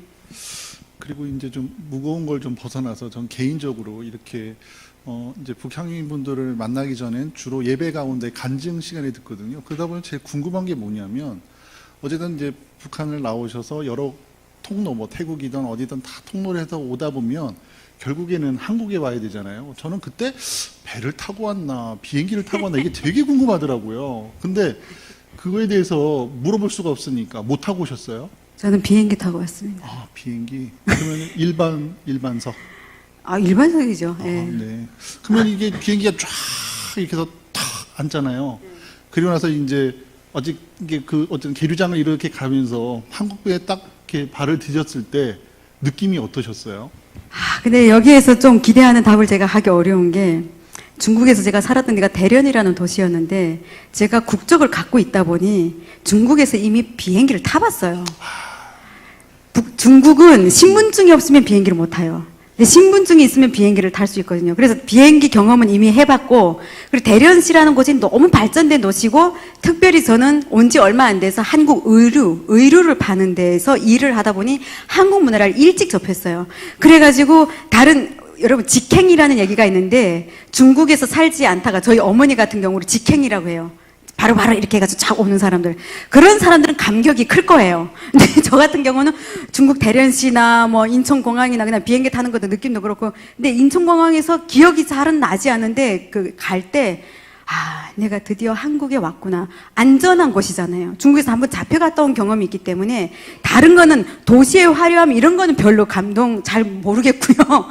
그냥 이렇게 딱 오는 순간 안전한 그 마음, 안정감. 그래서 중국에서 특히 살다 오던 북향민들 얘기를 다 들어보면 공통의 고백이 뭐냐면, 와서 한 1, 2년 트라우마가 있는 게, 경찰이나 앰뷸런스 소리 있잖아요. 삐용 이것만 나면 자동으로 심장이 벌렁벌렁 거리는 거예요. 누가 나 잡으러 왔나 해가지고. 거기서 계속 중국에서 잡기 때문에. 그래서 저는 그런 경험이라 그냥 안전한 곳에 왔구나 이런 느낌이었습니다. 저는 이제 간접적으로 들은 얘기인데, 이제 북향민 중에서 이게 처음으로 이렇게 한국에 오셨는데 비행기가 이렇게 딱 가라앉다가 갑자기 붕 뜨더래요. 이제 그래갖고 이제 이게 왜 그러냐면, 바람이 이제 부니까 이게 착륙을 못하고 가라앉다가 다시 뜬 거예요. 그래갖고 한번 그분이 정말 머리가 하얘졌다고 하더라고요. 그래서 다시 돌아가는 줄 알고. 그래갖고 그분이 아주 그랬다고 해서 한번 느낌이 이제 그런데. 이제 이렇게 뭐 비행기도 타보시고 하다가 이제 한국 오셨으니까, 제가 맨 처음에 한국에서 뵀을 때 맨 처음에 한국 사람인 줄 알았어요. 그냥. 왜냐하면 뭐 이렇게 이렇게 막 이렇게 뒷조사를 안 했으니까. 한국 분인 줄 알고 이렇게 막 읽다가 보니까 갑자기 이제 북향민이야 그래서 제가 깜짝 놀랐어요. 발음도 그렇지, 뭐 성향도 그렇지, 뭐 그냥. 그런데 이렇게 살다 보니까 이제 일생의 어느 정도를 북한에서 사시고 일생의 어느 정도를 지금 한국에서 살고 계신데, 그러니까 딱 이걸 보고 정말 아, 북한 사람하고 정말 다르다. 한국 사람은 아, 이게 달라. 하는 게 좀 있다면 좀 말씀해 주시고, 반대로 한국 사람도 이렇네 하는 게 좀 있다고 한다면 몇 가지만. 예. 네. 제가 설교에서 놓쳤던 거 또 이렇게 찝어진 것 같아서 좋긴 하네요. 일단은 한국 사람을 떠나서 한국 문화, 외래어가 너무 많아서 저는 영어를 조금 아는 사람인데도 그게 되게 많이 힘들더라고요. 하다못해 외래어뿐만 아니라 서로 다른 말들. 우리는 아까 내가 거위라고 얘기했지만 거위 다 아시잖아요. 그 북한에서 계산이라고 하거든요. 계산이 완전 다르죠. 우리는 계산이라고 하는데 뭐 거위라고 해서 무슨 가위를 뭐 잘못 말하나 이런 거부터 해서 일단은 그런 문화들이 되게 힘들어서 사람은 둘째 문제고 이런 것들이 돼야 사람하고 이렇게 접촉을 할 텐데 그게 되게 여러분 그 우스갯소리로 그 할머니 뼈다귀 해장국 이런 거 있잖아요. 그 북한 사람들이 어떻게 반응하는지 아세요? 뭐 여기 무서운데 무슨 할머니 뼈를 그거부터 해가지고 모를 간판이 너무 많은 거예요. 외래어가 꼭 아니어도 그냥 우리말인데도 되게 있잖아요. 웃기는 것들 되게 많잖아요. 그래서 그런 것들 문화 충격이 어쨌든 저 개인적으로는 했고 사람들 같은 경우에는 제가 아까 사역을 하면서 너무 민기적거리는 것 같고 재는 것 같고 그랬는데 다시 그게 어떻게 정리가 됐냐면 제가 아까 놓쳤던 게 근데 북한 사람들의 장점은 앞으로 나가자라고 했잖아. 근데 남한 사람들은 그거 좋게 말하면 돌다리를 두들겨 보는 거죠. 그러니까 이렇게 앞으로 밀고 가는 사람하고 뒤에서 계속 디테일하게 두드려보고 이 두 개가 조화를 이루어야 어떤 일이 잘 진행이 되잖아요. 그러니까 남북이 그렇게 돼야지 사실은 잘 저희가 될 수가 있는 것 같아요. 그래서 그런 면에서 볼 때 좋은 거 있고 다른 하나는 또 뭐냐면 제가 처음이 아니지. 한국에 처음에 왔을 때 풍경은 지하철 타면 어땠냐면 다 무료 신문이 그 지하철 입구에 있어가지고 제법 진짜 오래전에 왔죠. 무료 신문이 있어가지고 그걸 다 들고 가가지고 다 신문 펼쳐보고 보는 이런 풍경이었어요. 그런데도 어쨌든 출근길이든 퇴근길이든 좀 삭막하고 그렇게 하는데 지금 요즘에는 다 이 핸드폰. 제가 어느 날 너무 웃기는 게 이 핸드폰 보고 혼자 웃는 거예요. 낄낄낄낄 거리고. 그 앞에 보면 대부분 다 핸드폰 보고 있잖아요. 보는 거는 보는 거라 치고 어떤 사람은 웃고 뭐 하여튼 별 이상한 이런 행동들을 보게 되는 거예요. 제가 거기서 무슨 생각을 했냐면 그리고 제가 지금 아파트에서 사는데 지금 저희 양 옆집은 알지만 북에는 구조적으로 어떻게 됐냐면 한 아파트에서 살면 다 알아요. 어느 몇 호집에 누가 살고 있고 무슨 일을 하는지 그게 남의 일에 참견해서 아는 게 아니고요. 자동스럽게 그렇게 알고 있고 그리고 친한 사람들은 명절에 어떻게 해요? 떡을 한다 이러면 저희 어머니도 저한테 매번 이거 어느 집에 갖다 줘라 하면 거의 갖다 주죠. 그럼 그 집에서 또 자기 집에서 한 거를 담아주면 또 가져오고 이렇게 왔다 갔다 하면서 명절 때 이런 것도 있었어요. 근데 한국에 오니까 앞집, 옆집, 윗집, 아랫집 누구 사는지 알 필요도 없고 괜히 알면은 그거 뭐 남의 그 프라이버시 뭐 어쩐다고 더 웃기는 건 기차 같은 거 타면 있잖아요. 기차를 타면 참 무서워요. 다 말 안 하고 딱 이렇게 있거나 자거나 자기 볼일 보거나 딱 옆자리에 앉았는데도 근데 그나마 말 거는 분들이 어떤 분들이신지 아세요? 어르신들이에요. 할머니들 같은 경우는 아이고 뭐 하면서 뭐 이렇게 말하는데 젊은 사람 절대로 그러니까 기차에 들어가면 내 아는 사람 없으면 절대로 얘기를 할 수가 없는 거예요. 근데 북한 기차는 어땠냐면요. 물론 뭐 좁아 터져서 그런 것도 있겠지만 북한 기차에는 예전에 제가 살았던 그런 문화적인 거는 어떤 거냐면 이렇게 마주 앉는 의자예요. 거기는 다 나무 의자인데 이렇게 마주 앉았잖아요. 서로 얼굴 보고. 그러니까 얘기를 어디서 왔어? 이러면 나 어디서 왔어? 하면서 이렇게 대화를 하다가 도시락을 까먹으면 같이 이렇게 하기도 하고 그렇게 하다가 또 저쪽 건너편에 왔다 갔다 하다가 이렇게 사람들이 자연스럽게 얘기를 하게 되고 좀 약간 좀 친숙해진다고 할까요? 근데 그런 게 너무 다른 거예요. 그러니까 여기가 되게 개인주의화가 근데 이런 얘기를 어디 하면 어떤 분들이 뭐냐면 야 우리도 70년대 다 그렇게 살았다면서 그러시는 거예요. 그러면은 되게 귀한 옆 사람을 보고 이러는 것들이 잃어가고 있는 거죠. 우리 경제 발전이 너무 급속도로 되다 보니까 옆을 바라보지 못하고 온 거잖아요. 아무튼 그래서 저는 그런 부분들이 이 서로 그러니까 한마디로 얘기하면 이거였어요. 북한에는 그래도 사람 냄새가 나는데 여긴 사람 냄새가 안 난다. 너무 삭막하다, 냉랭하다. 이런 것들이 좀 차이점이 있었던 것 같아요. 근데 남한 분들에게는 부드러움이 있어서 제가 참 그런 것들을 많이 배워서 이 정도가 된 것 같아요. 제 사역 초기 제 모습을 봤던 분들이 뭐라고 하는지 아십니까? 참 많이 부드러워졌대요, 저보고. 저 처음에 찬바람 쌩쌩 불고 장난이 아니었대요. 좋게 말하면 카리스마인데 안 좋게 말하면 야 저건 뭐 이렇게 되는데 저도 계속 남한 분들하고 이렇게 공동체 이걸 하다 보니까 저도 이렇게 동화되어 가지고 그런 것들이 좀 이렇게 완충 역할을 하는 것 같고 북한 사람들은요 또 이렇게 돌려서 말하는 거 이해를 못 해요. 근데 남한 분들은 상당히 돌려서 얘기하잖아요. 그리고 그래서 논점이 뭔지 이게 핵심이 뭔지를 어떤 데는 잘 모르겠을 때가 너무 많아요. 아니 그래서 말하자는 게 뭔데 이렇게 되는 거거든요. 북한 사람들은 열받으면 직설적으로 열받든 안 받든 직설적으로 얘기를 하면 이렇게 시원하게 뚫리잖아요. 근데 여기 분들은 이 사람이 마음 다칠까봐 한다고 하는 건데 근데 그게 되게 답답하고 힘들거든요. 하여튼 이런 것들이 사람을 좀 좋게 말하면 다치지 않게 하는 거지만 사실 어떤 면에서 보면은 도대체가 인간관계를 어떻게 가지자는 건지 모르겠는 그래서 좀 서로 같이 보완해야 될 것들도 있는 것 같아요. 그 직설적인 거 보통 이제 사람을 이제 처음 뵙거나 그러면 저보고 풍채가 좋으시네요 이렇게 말을 하는데 옆에 있던 그 북에서 오신 분이 낄낄끼 웃으면서 돼지 친구가 풍채가 좋아? 그때 상당히 당황을 했습니다. 네. 네. 그래서 이제 바로 북한에서 오신 분들을 제가 파악을 하기 시작했죠. 네. 이제 좀 시간이 많이 간 관계로 이제 직접적인 좀 질문을 통일에 관련된 질문을 드리겠습니다. 아까 이제 저희는 우리의 성우는 통일밖에 없는데 뭐 여러 가지 이제 통일 노래가 있다고 하는데 저희들은 통일을 해도 그만 안 해도 그만 뭐 할까 말까 막 이게 고민도 하고 막 그것 때문에 싸우기도 하고 하거든요. 북한에서는 통일 그러면은 어떻게 반응을 하시는지? 일단 북한 주민들 전체가 갖고 있는 통일에 대한 정서가 뭐냐면 다 해야 된다는 정서예요. 그리고 이 북한에서 얘기하는 거 아니 북한이 아니라 우리가 흡수 통일, 적화 통일 이런 얘기 들어보셨죠? 일반 북한 주민들이 생각하는 거는 적화 통일의 개념이 없어요. 그게 아니고요. 우리 민족이니까 통일해야 된다. 이게 기본적으로 있어요. 그래서 노래하면 계속 울어요. 그 통일 관련된 노래를 하면. 그런데 제가 책을 하나 추천해 드릴게요. 동아대 그 강동환 교수님하고 박정란 교수님이 쓰신 책인데 사람과 사람이라는 책이 있습니다.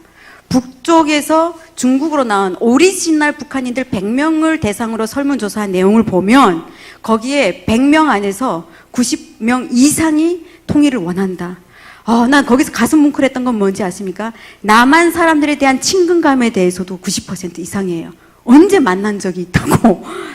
남한 사람들에 대해서 되게 좋은 생각들을 갖고 있고, 그 다음에 통일이 되는 이유에 대해서 북한 쪽은 아무래도 어떤 관점이냐면 더 잘 살 수 있으니까. 북한이 못 살고 옛날에는 우리 남한이 더 못 사는지 알았거든요. 그렇게 배웠기 때문에 남조선에는 깡통을 차고 쓰레기 뒤지는 이런 거지들이 많은 세상이라고 막 이렇게 우린 배웠단 말이에요. 근데 이제는 알거든요. 남한이 잘 산다는 거를. 그러다 보니까 경제적으로 더 나아질 수 있고 그리고 또 다른 하나 중요한 포인트가 거기서 제가 발견한 거는 여기에 온 우리 북향민들 중에 정치적으로 잘못 이용을 당해서 계속 하는 이야기 중에 하나가 북한을 돕지 말아야 된다는 얘기를 하고 있어요. 근데 이 100명이 하는 얘기의 포인트가 뭔지 아세요? 도와줘야 된다는 거였어요.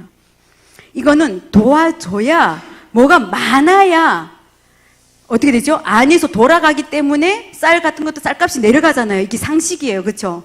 근데 안 들어가면 안 들어갈수록 쌀값이 높아지면은 결국에 죽어나는 건 누구냐면 서민들이거든요. 그래서 이것도 북한에 있는 사람들이 느끼는 게 다르구나.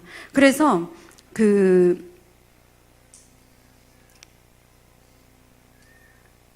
잠깐만 뭐였죠? 길을 잃었어요. 그러니까 통일에 대해서 어떤 생각을 예, 그 통일에 대해서 되게 긍정적이고, 그러니까 정서적으로나 이게 이성적으로나 되게 좋은 생각을 북쪽 사람들은 많이 가지고 있는 그건 분명해요. 그런데 어쨌든 남한 사람들 이렇게 비교를 하면 남한 분들도 통일에 이렇게 그래도 물어보면 돼야지 이렇게 하는 사람도 많지만 부정적인 사람들도 되게 많잖아요. 그래서 북쪽 사람들은 통일에 대해서 되게 긍정적이에요. 네. 저도 이제 이렇게 사역을 하다 보면 이제 북에서 오신 분들을 많이 뵀는데 그분들을 이제 실질적으로 많이 다가가게 되면 그러니까 정부하고 이제 국민들을 이제 이원화시킵니다. 그래서 이제 그분들이 이제 때로는 이제 반공적으로 가시는 분도 이제 어떨 때 때로 보면 북한 정부를 향한 거지 이 일반 북한 주민을 향한 건 아니더라고요. 근데 이제 이게 우리가 이제 뭐 정치적으로나 이렇게 뭐 좀 이렇게 되면 이게 마치 이렇게 되는 경우도 있더라고요. 그래서 이제 말씀을 드린 건데, 이게 정치적 의도가 아니라, 이렇게 살다가 보면, 저희들은 이제 한국에만 살았으니까, 저 같은 경우는. 그러면은 이제, 보통 궁금해하는 게 그거거든요. 그럼 북한하고 한국이 통일하기 위해서는 어떠한 관점이 필요한가? 무엇이 필요한가? 한국은 이런 게 필요한 것 같아. 그 다음에 북한은 이런 게 필요한 것 같아. 라는 것이 무엇이 있는지. 왜냐하면 한국 사람들은 그냥 막연하게 알고 있는 거지 이걸 실질적으로 들을 기회가 많이 적거든요. 그래서 북한에도 살으시고 여기서 사셨는데 그러면 한국에 통일하기 위해서는 어떠한 관점을 가지고 있어야 되는지, 또 그 다음에 북한 사람들한테는 야 너희들 이렇게 해야지 통일이 돼! 라고 한다고 한다면 무엇이 있는지 좀 간략하게. 일단은 제가 이부 설교 때도 좀 나눴던 것 같은데, 저는 남한 분들이 일단은 북한에 대해서 너무 많이 모르시는 것 같아요. 그건 북한 사람들은 그건 폐쇄 국가이기 때문에 거기는 어쩔 수가 없는데, 남한에서는 좀 알자꾸나 하면 할 수 있는 거거든요. 그래서 일단 남한 분들의 입장에서 제가 만약에 얘기를 한다고 하면 통일에 대해서, 그 북한 사람들을 제가 아까 선교 대상 북한 사람들을 많이 알아야 된다고 얘기를 했잖아요. 근데 여기 포인트는 이거를 좀 나눌 수 있을 것 같습니다. 북한, 여기 온 이제 북향민들 있잖아요. 어떻게 바라보느냐에 따라 가지고 너무 많이 달라지는 것 같아요. 자유를 찾아서 배가 고파서 왔구나. 그러면 어떻게 되냐면 정착 잘해, 잘 먹고, 여기선 경쟁 사회야, 열심히 살아야 돼. 이렇게 돼버리면 이건 되게 세상적인 관점이에요. 그런데 이거를 하나님이 하나님의 그 경륜 가운데서 보내신 사람들이라고 생각을 하게 되면 어떻게 달라지냐면, 북한 사람들이나 우리나 사실은 똑같은 사람들인데, 우리가 경제적으로 열악한 나라에서 온 사람들은 생각이나 뭐나 모든 게 떨어졌다고 생각을 하거든요. 그러면은 어떤 일이 발생을 하냐면, 저희 어머니도 직접적으로 겪었던 일인데, 제가 잘 아는 권사님 장로님이신데도 그때 거기 갔다가 저희 어머니가 조금 이렇게 예쁘게 하시면 옷을 되게 잘 입으세요. 비싼 옷을 입는다는 얘기가 아니라 워낙 이쁘시게 뭐 입어도 하여튼 잘 입게 되는데, 식사하고 난 뒤에 뭐라 그러냐, 저희 어머니 보고 아유, 우리 한국 사람들보다 더 옷을 잘 입고 예쁘게 뭐 그렇게 하셨네요. 온 지 얼마 안 됐다는데 이러시는 거예요. 돌아갔는데 저희 어머니가 뭐라 그러냐면, 아니 내가 북한에서 왔으면 뭐 이것도 묻히고 그거 있잖아요. 허름하게.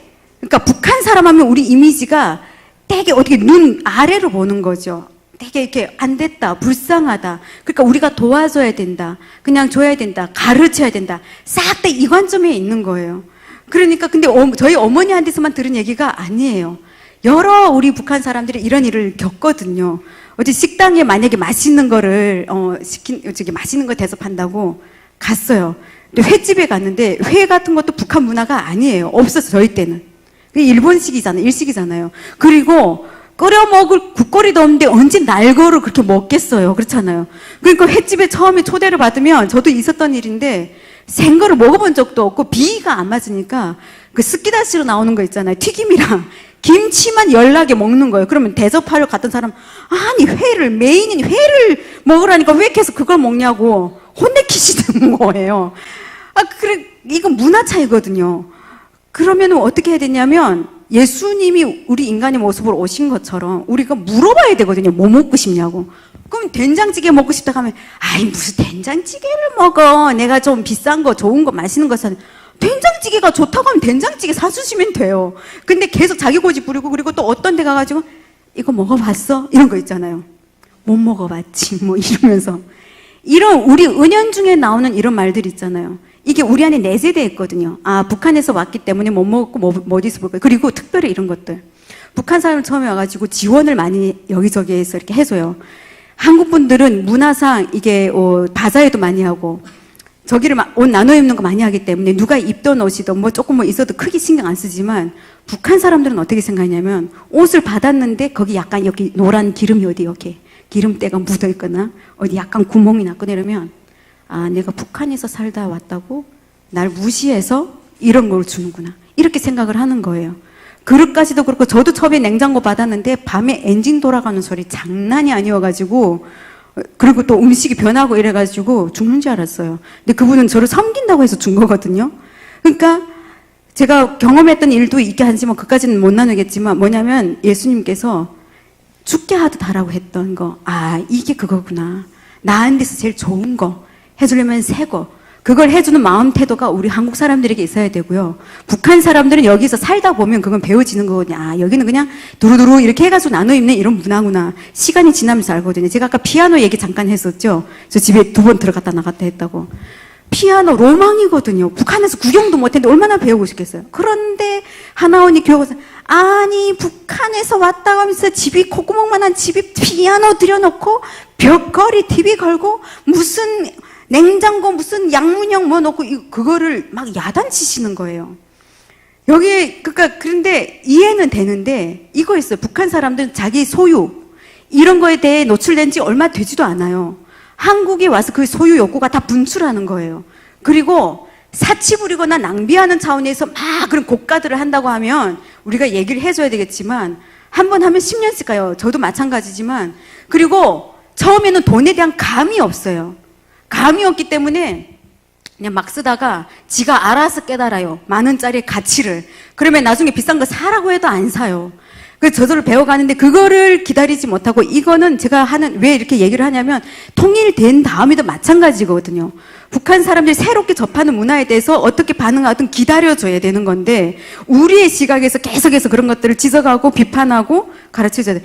그러니까 우리가 모든 걸 주고 가르쳐야 된다 이 관점에서 어떻게 바꿔야 되냐면 이건 하나님 주신 건데 하나님께서 우리가 다른 나라 다 갈 수 있지만 유일하게 갈 수 없는 북한이다 보니 거기에서 지역별로 그렇죠. 모든 지역에서 세대별로 10대부터 70대까지 그리고 고위 간부에서부터 일반 노동자 농민에 이르기까지 계층별로 계급별로 세대별로 지역별로 골고루 뽑아서 샘플로 보낸 게 북향민들이라는 거예요.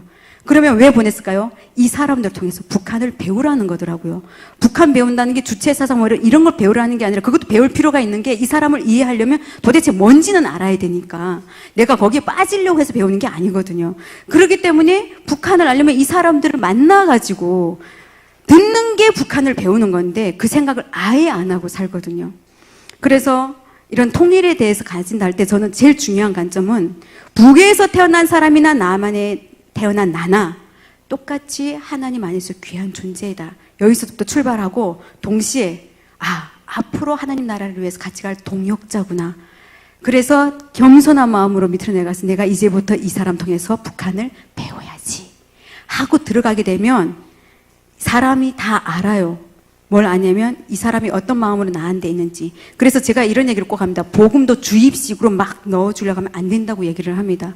실제로 초창기 우리한테 있었던 일인데 저희 뒤에 사는 언니가 저한테 어느 날 전화가 왔는데 이러시는 거예요. 야! 너네 기독교 다니는 사람들이 다 이러니? 이래가지고 언니 왜 그래? 했더니 그 김치 한 박스 얻어먹기 힘들다야. 김치 한 박스?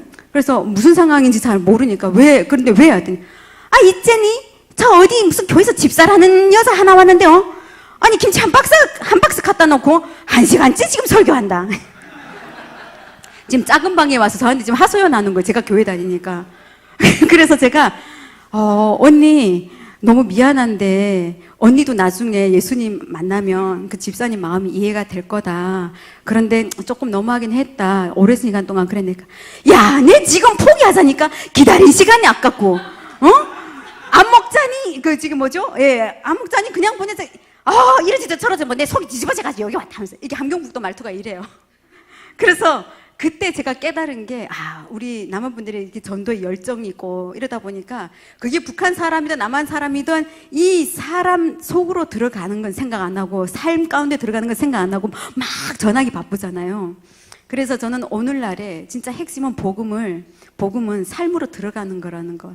특별히 이 시대 가운데 이게 모든 사람한테 통용된다는 걸 그때 깨달았어요. 그래서 겸손한 마음으로 같은 사람이다, 동역자다, 이렇게 하고 나도 배우겠다 이러면 자동으로 이쪽 사람이 남을 배우고 싶어서 물어보게 돼 있거든요. 그러면 피차 배우는 관점이 되는 것 같아요. 이렇게 해서 삶의 현장에서 가는 게 이게 통일을 먼저 사는 시작이라고 저는 생각을 합니다. 네, 저도 이 말씀에 동의를 하는 게 저는 주로 청년들을 이제 좀 만나는 편인데 저는 이제 좀 약간 눈빛이 뭐 제가 눈이 큰 게 아닌데 제가 눈빛이 그냥 똑같이 대하거든요. 그러니까 이게 북에서 오신 분들 이렇게 오면 반가워 막 이렇게 장난치고 막 반갑습니다 뭐 하고 하는데 어떤 분들은요 이렇게 신기한 듯한 눈빛 그다음에 호기심이 있는 듯한 눈빛, 이런 게 있거든요. 그래서 제가 이제 내지 사역하시는 그 선교사님들 만나면 항상 말씀드리는 게 있어요. 눈빛이 때문에 사역을 실패하는 경우가 많이 있다. 왜냐면 이게 별거 아닌데요. 예를 들어서 저를 이렇게 딱 보시면 신기한 듯 안 보시잖아요. 그냥 같이 왔네. 그런데 갑자기 제가 저 북에서 지금 뭐 한 달 전에 왔습니다. 그러면 갑자기 눈빛이 초롱초롱해지고 뭔가 이런 눈빛이 느껴지는 거예요. 그러다 보면 뭐냐면 이제 그 북에서 오신 분들이 거의 대부분 거기에 첫 번째 상처를 받습니다. 그러니까 그 선교지가 됐던 뭐 북한 접경 지역에 일단 어쨌든 남한 사람 만났을 때 받는 눈빛이 그렇다고 하더라고요. 이것도 말을 안 하다가 제가 이제 막 이렇게 하다 보니까 그 청년이 얘기하더라고요. 당신 눈빛은 괜찮다고. 그래갖고 그 다음부터 제가 알았어요. 아무 생각 없이 그냥 했는데 그게 그렇더라고요. 그러니까 이제 여기 계신 분들도 뭐냐면 그 눈빛을 이게 그냥 목사님 보세요. 선한 눈빛으로 이렇게 그냥 봐주시면 되고 동정어린 눈빛을 제일 싫어하더라고요. 이게 느껴진대요. 뭐지? 그랬는데 이게 느껴지더라고요. 이제 그런 의미에서 보통 이제 전문가들이나 이런 분들이 보면 이제 그 북향민들에 대한 중요성에 대해서 많이 강조를 하세요. 뭐 이제 앞으로 통일되면 통일세대 전도사다. 뭐 통일의 역군이다. 일꾼이다. 막 그러는데 이제 탈북하신 분들이 이제 여러 가지 겪는 어려움은 들었으니까 그럼 이분들이 정말 통일 시대의 역군, 전도사가 되기 위해서 지금 우리 한국이나 또는 교회에서 필요한 일들이 무엇이 있는지 한번 그것에 대해서 좀 의견이 있으시면 한번 좀 간단하게 말씀해 주십시오. 예, 북향민들의 그 중요성에 대해서는 정말 두 말이 필요 없는, 제가 아까도 10%밖에 못 들은다고 얘기했잖아요. 근데 우리 북향민들이 사실은 통일을 먼저 연습하라고 보낸 사람들이잖아요, 하나님께서. 그러면 이건 뭐냐면 한국 사람들하고 어우러져야 되는 거거든요. 근데 한국 사람들이 잘 받아 못 주니까, 그리고 한국 사람들이 꼭 북한 사람이 아니어도 누가 새로 오면 어떤 연고가 없으면 그렇게 잘 친해지기가 쉽지는 않기는 하잖아요. 그렇죠? 어쩌면 여기 정서일 수도 있을 것 같아요. 근데 북한 사람들이 이상한 눈초리를 보는 것도 있지만 그나마도 시간이 지나면 아예 무관심해지는 거예요. 처음에는 관심 갖는 것 같더니 나중에는 없으니까 그런 것들도 어려워하고, 그래서 북한 사람들이 통일의 역군이다, 이거에 대해서 제가 할 수 있는 얘기는, 저는 이 사람들이 적응을 잘한다 못한다 해서 어떤 분들은 옛날에는 우리 북한 사람들 통일을 위해서 보낸 선물이니까 분명히 맞다 이랬는데 정착 못한다는 얘기가 많이 나오니까 과연 그러한가, 이런 질문을 제기하는 분들도 계세요. 근데 저는 이 사람들이 잘 사냐 못 사냐에 따라 달려있지 않다고 봐요. 그거하고 상관없이 그냥 하나님께서 이 땅에 보낸 그들만이 갖고 있는 정체성이 있다고 보는데, 그게 가교 역할을 하는 거거든요, 통일 이후에. 그래서 북에서 금방 온 사람들, 그리고 만약에 하나, 아까 우리 목사님께서도 갑자기 어느 날 어떻게 될지 모른다고 했잖아요. 갑자기 됐을 때 여러분이 예를 들어 지금 현재 함경북도 어디를 갔다. 거기 사람 만나면 얘기가 통할 것 같습니까? 안 통해요. 처음에 한 30%밖에 서로 대화를 못 알아들어요.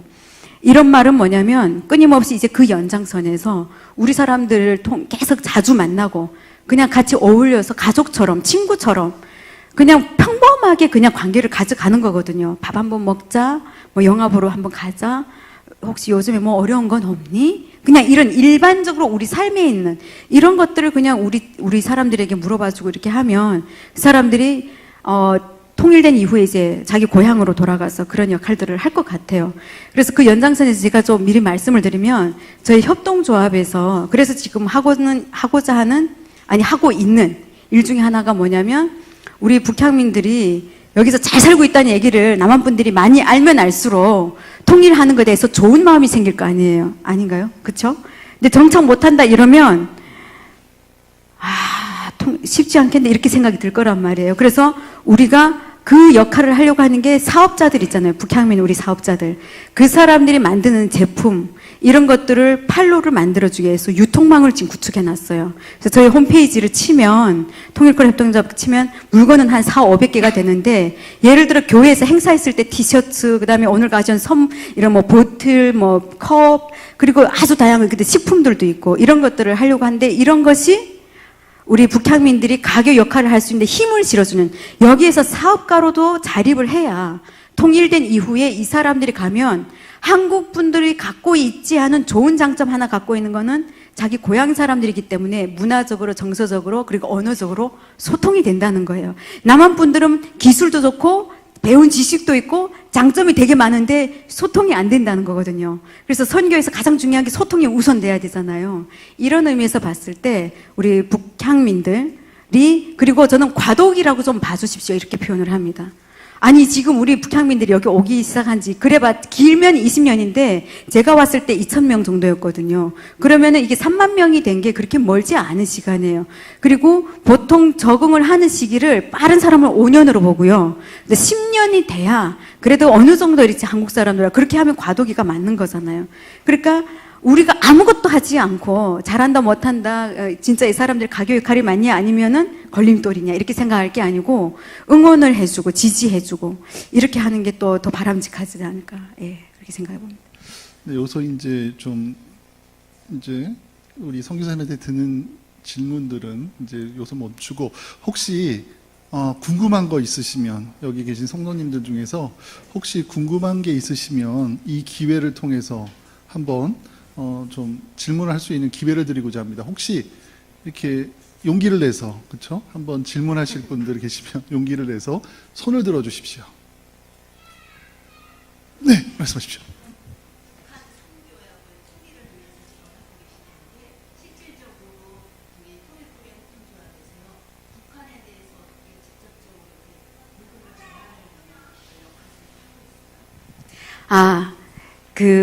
이걸 먼저 말씀드려야 될 것 같아요. 여러분, 북한에서는 공식적으로 복음을 전할 수 없잖아요. 제가 말하는 복음 전한다는 건 구두로 예수를 증거할 수 없다는 얘기를 하는 겁니다. 다른 하나가 진행되는 게 있어요. 이게 되게 중요한 건데, 지금 내지 선교를 하시는, 우리가 자꾸 내지 선교라고 표현을 하는데, 북한 선교를 하시는 분들의 삶을 쭉 이렇게 들어보니까 하나님께서 제가 그 땅에서 일한다고 하셨던 이유 중에 하나가 뭐냐면, 지금 시대는 말로 복음을 전해서 먹히는 시대가 아닌데 북한에서 하나님께서 하고 계신 게 말 말고 삶으로, 이들의 사랑의 실천을 통해서 북한 사람들 가운데 복음이 전해지고 있다고 저는 확신을 합니다. 그래서 제가 어떤 얘기를 하냐면, 북한에 이제 지하교회인들 이런 사람들 외에 익명의 크리스찬들이 있다고 생각을 하는데, 이분들이 왜냐하면 도움을 받고 있는 그 분들이 다 선교사님이고 목사인 거 다 알아요. 근데 잠깐씩 단기적으로 만나는 분들 말고 적어도 몇 년씩, 10년씩 관계를 해오는 사람들은 눈빛으로, 아까 눈빛 얘기를 하셨는데, 그냥 어떤 데는 말없이 머리를 끄덕거린대요. 제가 어떤 생각을 그래서 제가 되게 많이 울었던 게, 하나님, 지금 시대는 말이 아니라 우리 지금 한국교회가 비판받는 것도 그거잖아요. 교리가 부족한 게 아니고 삶을 살아내지 못하는 그런 일들이 계속 세상 가운데 드러나기 때문에 손가락질하는 거잖아요. 근데 북한에서 하나님께서 지금 얘기 나오신 김에 연장선에서 제가 지금 이렇게 말씀드리려고 하는데, 이분들이 보면은요 정말 마음이 아파요. 선교사님들 얘기하는 거예요. 돈이 있어서 일하는 분 한 분도 없어요. 그리고 적어도 이민 간 분들 가운데 반공 교육을 받고 간 분들도 많으세요. 근데 이분들이 어디서 바뀌는지 아세요? 북한 들어가서 바뀌어요. 북한에서 뭐 어떤 교육을 받아서, 아니요. 북한 땅에 들어가서 그 땅을 사랑하시고 그 땅의 주민들을 향하신 하나님 아버지의 마음을 확 받아버리는 거예요. 받다 보니까 어떤 때는 어떤 이런 일 관계로 하다 보면 머리 굴리는 게 들릴 때도 있고, 그러니까 이게 북한 정부 기관에서 나온 사람들이 술을 쓰고 이런 게 보일 때도 있으니까 조금 이렇게 올라오지만, 하나님의 사랑을 어떻게 지혜롭게 이 문제를 풀고 우리가 지금 이루기 원하는, 예를 들면 타가수 짓는다든지 유치원에 애들이 분유를 공급하는 이런 일들을 어떻게 우리가 실천할 수 있을까, 이런 고민을 아이디어를 내고 지혜롭게 하는데, 영적인 싸움, 육체적인 이 모두 피로에 잠겨가지고, 제가 오늘 들고 온 이거 크리스마스지 이거 갖고 온 분도 제가 그분 앞에서 눈물 흘리진 않았는데, 돌아와서 제가 이걸 하나님, 내가 이것도 돕지 못하면 내가 여기서 따신 데서 먹고 자고 하는데 일도 아닙니다. 그래서 우리 협동조합에서 지금 오늘은 이것만 갖고 왔지만 실제적으로 북한의 다 부족하잖아요. 부족한 게 많거든요. 근데 특별히 겨울 같은 경우에 북한은 여기보다 되게 많이 추워요. 그쵸? 눈이 많이 오거든요. 근데 좋은 신발이 없어요. 근데 어느 하나 선교단체에서 뭘 하냐면 애들 눈장화라고, 그러니까 장화를 생각하지 말고 눈장화라고 해가지고 안에 솜 다 들어간 그런 걸 만들어서 애들한테 보급을 해줘요.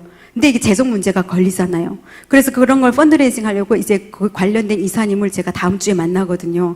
그래서 거기서도 좀 이렇게 도와달라고. 근데 제가 도와줄 거는 우리 크리스찬들에게 이런 소식을 전해가지고 여기 동참해 주십시오 이런 얘기를 할 수밖에 없는 거예요. 그렇게 하고 오늘 가져온 이거 크리스마스 카드인데 요거 있잖아요. 요거 장식. 이거 북한 주민들이 만든 거예요. 북한 주민들 안에 이렇게 선교사님들이 어떻게 돕고 계시냐면 그분들도 일거리도 일거리지만 돈이 없어서 어렵게 사는 사람들이 여전히 많고 북한도 어떻게 해요? 빈부격차가 심하거든요. 이 사람들이 이런 일거리를 줘서 우리가 판 이거 전액을 다 보내는데 이분들에게도 돈을 주지만 이분들이 지금 그 기거하고 있는 그 농촌이 있잖아요. 농촌의 농기계 같은 것들 되게 열악하단 말이에요. 그런 것들을 하나씩 사서 들여보내서 보태면 그래서 이런 일을 하는 분들에게는 다이렉트로 다 가는 거예요. 북한 주민들한테 그리고 농촌에 도움받는데. 그러니까 이런 일들을 하는 게 저는 복음을 살아내는 일이라고 믿습니다. 이거 서로 다른 거 이런 것들을 4세트 그리고 이거 북한 주민의 핵심이 사실은 아니고요. 여기 내용이 사실은 여러분 씰 얘기 들어보셨죠? 크리스마스 씰. 그 정신으로 우리도 저기를 이제 그 회복해야 된다. 선교적인 걸. 그래서 여기 보면 무궁화 꽃이 피었습니다. 이것도 여러분 혹시 무궁화가 영어로 이름이 뭔지 아세요? The Rose of Sharon이에요. 예수님을 샤론이 꽃이라고 하잖아요. 이 책에 스토리가 있습니다. 왜 우리나라에 무궁화 꽃이 피었습니다 라는 노래를 남궁옥 장로님이란 분이 만들어서 퍼뜨렸는지 일제강점기에. 그래서 이런 것들을 세트로 지금 이거 25,000원에 가져왔는데 전액을 보냈는데 혹시 주머니 사정을 고려해서 카드 2개, 장식 2개 10,000원에도 지금 이렇게 준비가 되어 있는데 이런 일들을 돕는 가치적인 일들을 하는 거 저희는 북한의 일들을 돕는 거라고 이거 말고 한 지금 3가지, 4가지 정도가 있는데 오픈할 수 없는 것도 사실은 있거든요. 저는 이런 것들이 복음을 전하는 거라고 믿습니다.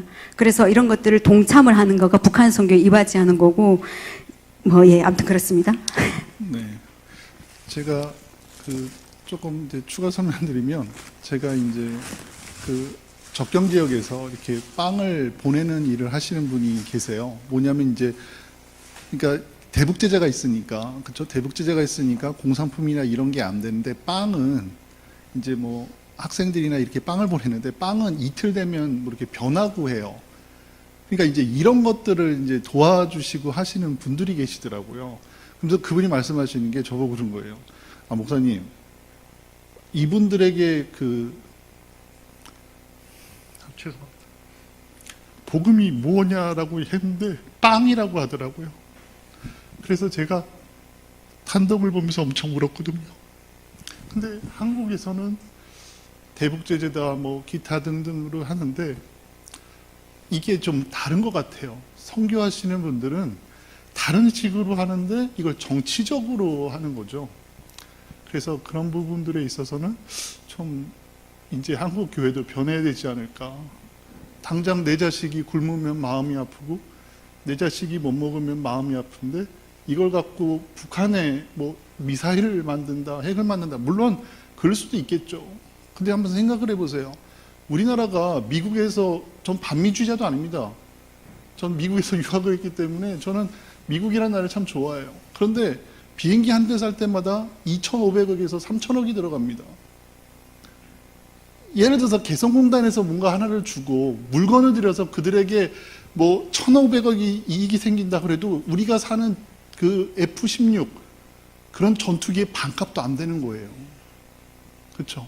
그들은 하루하루의 그 초코파이, 그렇죠? 초코파이 하나를 갖고 막 이렇게 하는데 우리는 너무 좀, 그러니까 일반 사람들은 그럴 수 있는데 우리가 예수님을 믿는 우리라면 그 초코파이 하나 갖고 막 기뻐하는 모습을 봤을 때 과연 그걸 갖고 저거 갖고 핵폭탄 만들어라고 할 사람이 과연 누가 있겠어요? 그러니까 이런 부분에 있어서는 우리가 좀 생각을 좀 바꿔야 되지 않을까 생각을 해봅니다. 어쨌든 죄송합니다. 제 사회자가 이게 감정이 들어가면 안 되는데 제가 그래서 원래 이런 걸 안 하려고 했는데 자, 한두 분 정도 더 질문을 좀 받도록 하겠습니다. 네, 말씀하십시오. 북한 사람들에 대해서 저희가 좀 이해를 해야지 된다고 그랬는데 그럼 우리가 북한 사람들과 북한인들 많이 접해야 되잖아요. 근데 일반인이 저희들 같은 경우에는 이게 어떤 장이 마련되지 않거나 그러면은 접할 접할 수가 없는데 어떻게 하면 우리가 그런 북한민들을 자주 접할 수 있는지 그런 방법이 있습니다. 네, 저희 남편 자랑을 조금 해야 될 것 같은데, 왜냐하면 저희 남편이 저를 만나기 전에 정착도우미를 시작했다가 통일에 대한 마음을 부어주셔서 저 사람은 인터넷을 뒤지고 또 뒤져가지고 북한 관련된 단체들 있잖아요. 북향민들과 뭐 탈북자 동지회니, 그다음에 뭐 북한 이탈주민 지원재단, 지금은 남북하나재단인데 어쨌거나 북한 관련된 다 쫓아다닌 거예요. 집이 광주인데 서울까지 와가지고, 심지어 어떤 때는 그 북향민 출신 목사님 계세요. 그 교회에 가는데, 가는 날이 장날이라고, 그날이 그 교회에서 무슨 행사에서 밖에 다 나가서 놀 때, 그래서 그 교회 문 앞에 이렇게 앉아있다가 그냥 온 거예요. 근데 그런 여정을 계속 걷다 보니 저를 만나게 된 거거든요. 그래서 지금 너무 허망하니까 그렇게 문의하신 거 너무 이해되는데, 일단은 매 지역마다, 각 지역마다 하나 센터라는 게 있어요. 하나 센터라는 곳에서 뭐를 할 수 있냐면 가장 직접적인 일은 정착 도우미가 있어요. 탈북민 정착 도우미라고 하나원에서 나오자마자 한 사람을 맡아서 기본적으로 6개월 동안 손발이 되었습니다. 핸드폰 사용, 은행 이용, 뭐 모든 거, 지하철 타는 거, 물건 사는 거, 이 모든 것들을. 근데 이거는요, 웬만한 정성이 없이는 저는 차라리 하지 말라는 얘기를 하고 싶은 경우도 많아요. 저희 남편은 너무 디테일하게 섬겨가지고, 저희 남편 그래서 별명이 천사표예요. 저희 남편을 보고 안 믿는 그 북향민들도 저희가 사람 예수라고, 저희 남편은 그 정도로 이게 자랑이 실제적으로 그렇게 하면 북향민들 감동받는데, 바쁘다고 북향민이 정작 필요로 할 때 못 가면은 거기서부터 또 상처를 받고 마음을 닫고 이러거든요. 그러니까 통쾌하게 처음부터 나는 일주일 중에 이런 시간들이 바쁘고 당신이랑 같이 할 수 있는 시간이 요런 때인데, 그리고 그 외에는 저녁에 정말 급한 일 있으면 언제든지 전화하고, 그러니까 크리스찬들이 그런 것들을 진짜 사랑으로 한다는 게 보여지면 사정이 있을 때는 있을 수 있는 거잖아요. 그거 말고 진심으로 한다는 거 이 사람들이 알거든요. 그래서 제가 그런 얘기를 해요. 북한 사람들은 남한 사람들의 신앙을 점검할 수 있는 리트머스 시험지 같은 사람들이다. 알거든요. 이 사람이 진짜로 나한테 잘하는 건지 형식적으로 하는 건지. 심지어 어떤 사람은 정착도우미 신청해 놓고 정말 6개월 동안 한두 번밖에 안 만나주는 사람도 있어요. 바빠서 그렇긴 한데, 그러면 그걸 신청하지 말아야 돼요. 진짜 이 사람이 필요한 것들이 있는데 도움 받아야 되는데. 그래서 그런 거 하고, 그리고 저희가 지금 통일 심포지엄이란 걸 우리 협동조합에서 하고 있거든요. 어제 지금 시작을 했어요. 한 달에 한 번 하거든요. 거기에도 북향민들이 오고요. 그렇게 하고, 거기에는 지금 주제가 우리가 9주를 하니까 한 18가지 주제로 통일 심포지엄을 해요. 그렇게 하고 내년 7월에 독일로 가는 일정으로 하고 있는데, 이런 좋은 아카데미나 통일 관련된 이런 데 가면 북향민들을 또 접할 수가 있고, 그렇게 하고 가장 좋기는 아까 하나센터 거기서부터 만약에 이렇게 좀 트라이를 해보면 좋은 경험이 되지 않을까 싶습니다. 네, 이제 마지막 한 분. 이게 눈치만 보지 마시고요. 제 눈을 탁탁탁 이렇게 보시는데 눈 보지 마시고 그냥 궁금하신 거. 일반적인 질문도 괜찮습니다. 네.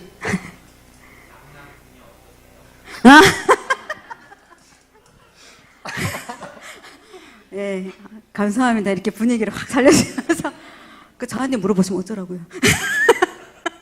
남남 북녀가, 예, 저기 남남은 저쪽에 한 명 계시는데. 예, 남남 북녀, 우리가 우스갯소리로 그런 얘기를 해요.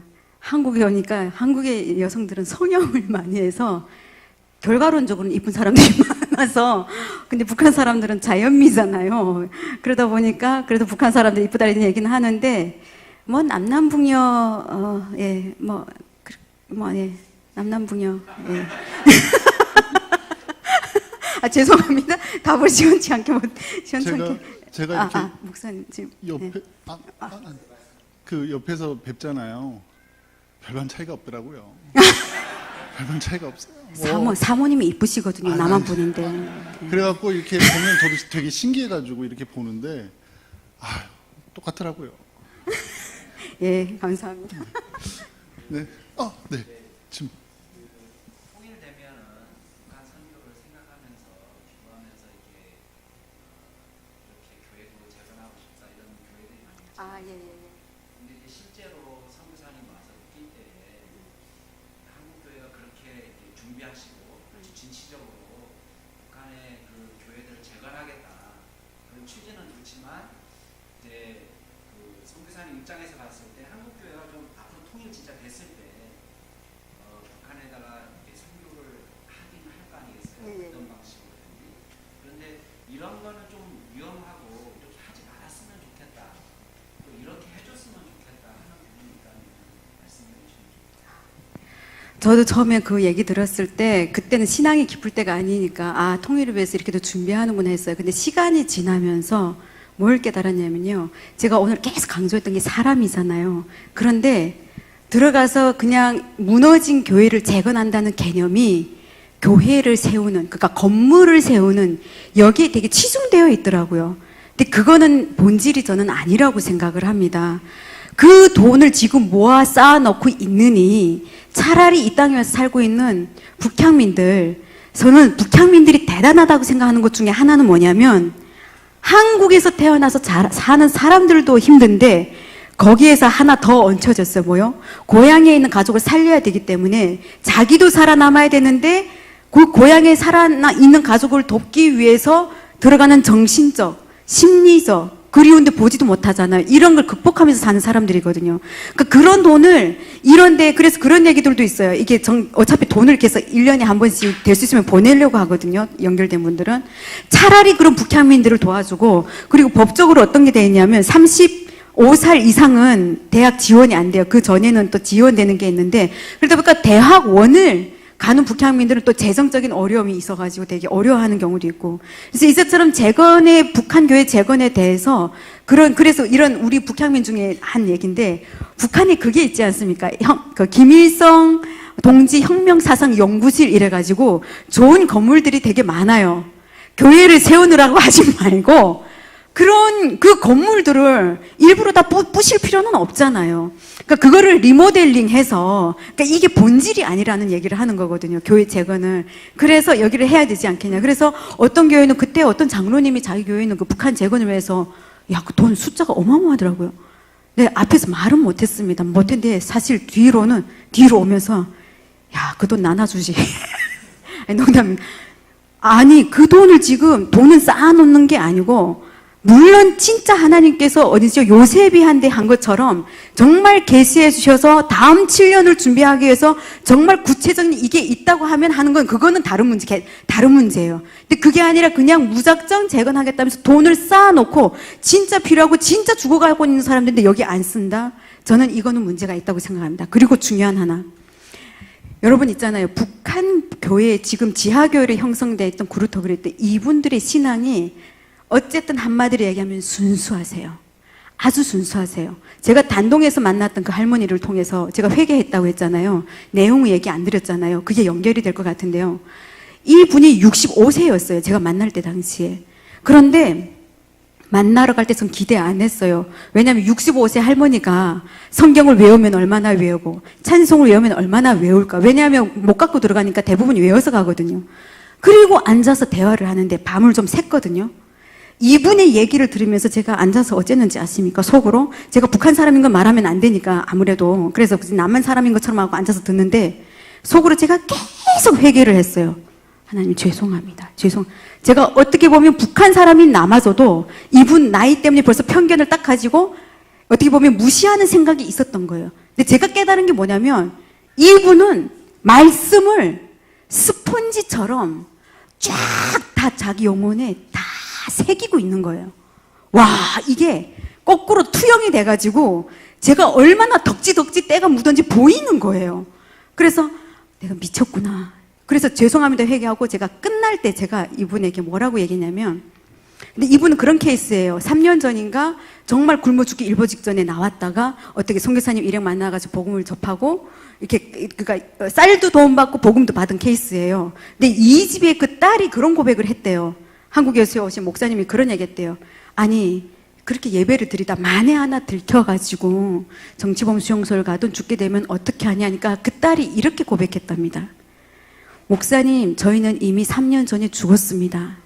근데 하나님께서 우리 목숨을 연장시켜 주셨습니다. 이제 죽는 거는 그거는 저희는 전혀 두렵지 않습니다. 딸의 고백이 그랬답니다. 이분이 그 신앙을 갖고 돌아가서 어떻게 하냐면 자기 가족 중심으로 저기 예배를 드리는 거예요. 그러다가 믿을만하다 하고 생각되는 친척들을 또 한두 명 꼬셔가지고 10명 정도 예배를 드린다고 하더라고요. 근데 그분에게 성령께서 제가 어떤 말을 하게 하시냐면, 할머니, 제가 드릴 말씀이 있습니다. 만약에 통일이 돼서 남한에서 무슨 교단이니 무슨 교단이 하니 하면서 와가지고 분명히 할머니 보고 교회를 같이 하자고 할 거다. 그런데 할머니, 그분들 말씀 듣지 마시고 그냥 할머님이 믿으셨던 그 하나님을 믿으시고 그냥 가세요. 이랬더니 할머니가 되게 충격적인 얘기를 해주셨어요. 한국에서 온 분들 중에 이런 얘기를 해준 사람이 일단 저 혼자인데 자기는 무슨 말인지 너무 잘 알겠대요. 왜냐하면 이때까지 자기 만났던 목사님들은 우리 교회 교인 수가 몇 명이고 차가 몇 대고 하나님이 대한민국 교회를 축복해 주셔서 그 자랑들이 있잖아요. 그러니까 축복받아, 우리 기본적으로 그런 게 있잖아요. 그런 자랑들을 대부분 하고 가셨지 이런 얘기를 해준 사람이 없다는 거예요. 그래서 할머니, 저도 잘 모르지만 그래야 될 것 같습니다. 그렇게 얘기를 했거든요. 그래서 어쨌든 통일 이후에 저희는 일단 우리 이곳에서부터 준비를 해야 되고요. 북한 사람들도 지금 많이 달라졌기 때문에 세대별로도 층이 있고, 그렇기 때문에 주체사상 교육을 많이 받은 사람은 이 맞춤형 전도, 이런 교육, 이렇게 공부 이런 것들 되게 많이 필요하거든요. 그래서 우리가 준비가 안 된 상태에서 그냥 아까 주입식이라고 얘기했잖아요. 복음도 이렇게 막 주입식으로 막 집어넣어 주려고 하면 부작용이 일어날 수 있는 가능성이 되게 큰 거죠. 그래서 예, 그렇게 생각합니다. 네.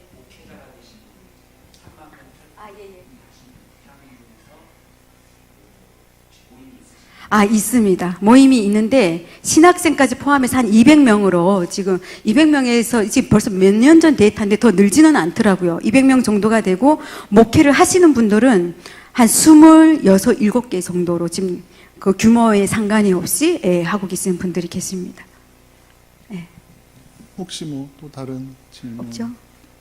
네, 그러면 좀 마무리 짓겠는데요. 제가 이제 통일 사역을 하게 되면 뭐 학문적으로나 아니면 정치적으로 공부를 하게 됩니다. 공부를 하게 되면 그것에 대해서 뭐 색깔, 뭐 진보다 보수다가 아니라 그걸 보게 돼요. 진실을 보게 됩니다. 근데 제가 가장 그 중에서 좀 안타까웠던 것 중에 하나가 뭐냐면 북한 사람들, 그러니까 북에서 오신 분들을 돕는다고 역차별을 받는다고 지금 젊은 사람들이 많이 토로를 해요.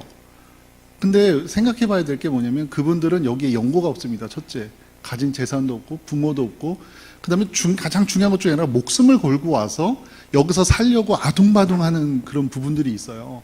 그러다 보니까 우리가 이제 식구잖아요. 같은 식구가 있으면 어려울 때 그러면 한번 눈 감아주는 게 있어요. 그러니까 예를 들어서 막 뭐 어렵다 그러면은 엄마가 뭔가 더 챙겨줘도 그냥 에이 어려우니까 하고 눈을 질끈 감는 경우가 있는데, 지금은 아까 말씀하신 대로 우리나라도 개인주의가 되다 보니까 이런 부분에 대해서 좀 이렇게 정치적으로나 아니면 이렇게 이용하는 분들이 있어요. 뭐 진보가 됐던 보수가 됐던. 그러니까 우리 기독교인들은요 그걸 바라보는 게 아니라 그냥 좀 이렇게 좀 봐주면 좋을 것 같아요. 그게 가장 필요치 않나라는 생각을 해봅니다. 그래서 여기 계신 분들도 이제 북한을 보는 시각이 많이 변하셨을 수도 있고, 또한 뭐 표현을 안 하시지만 난 생각이 다른데 그런 생각도 하실 수가 있는데, 중요한 건 외국 사람들이 경계를 해요. 우리나라가 통일되면 이 나라는 정말 세계 최강 민족이 될 거라고 막 경계를 해요. 그들이 하는 말에 우리는 자꾸만 분열이 됐어요. 조선시대부터 계속 시작된 그 역사 가운데 보면 우리는 가만히 있는데 외세들이 우리를 갖다 막 흔들어요. 그럼 우리는 분열될 수밖에 없는 거예요. 이제는 우리가 이것을 가지고 하나로 뭉쳐서 가면 그들이 아무리 믹서기에 돌리고 분열을 시키려고 하더라도 우린 분열이 안 되거든요.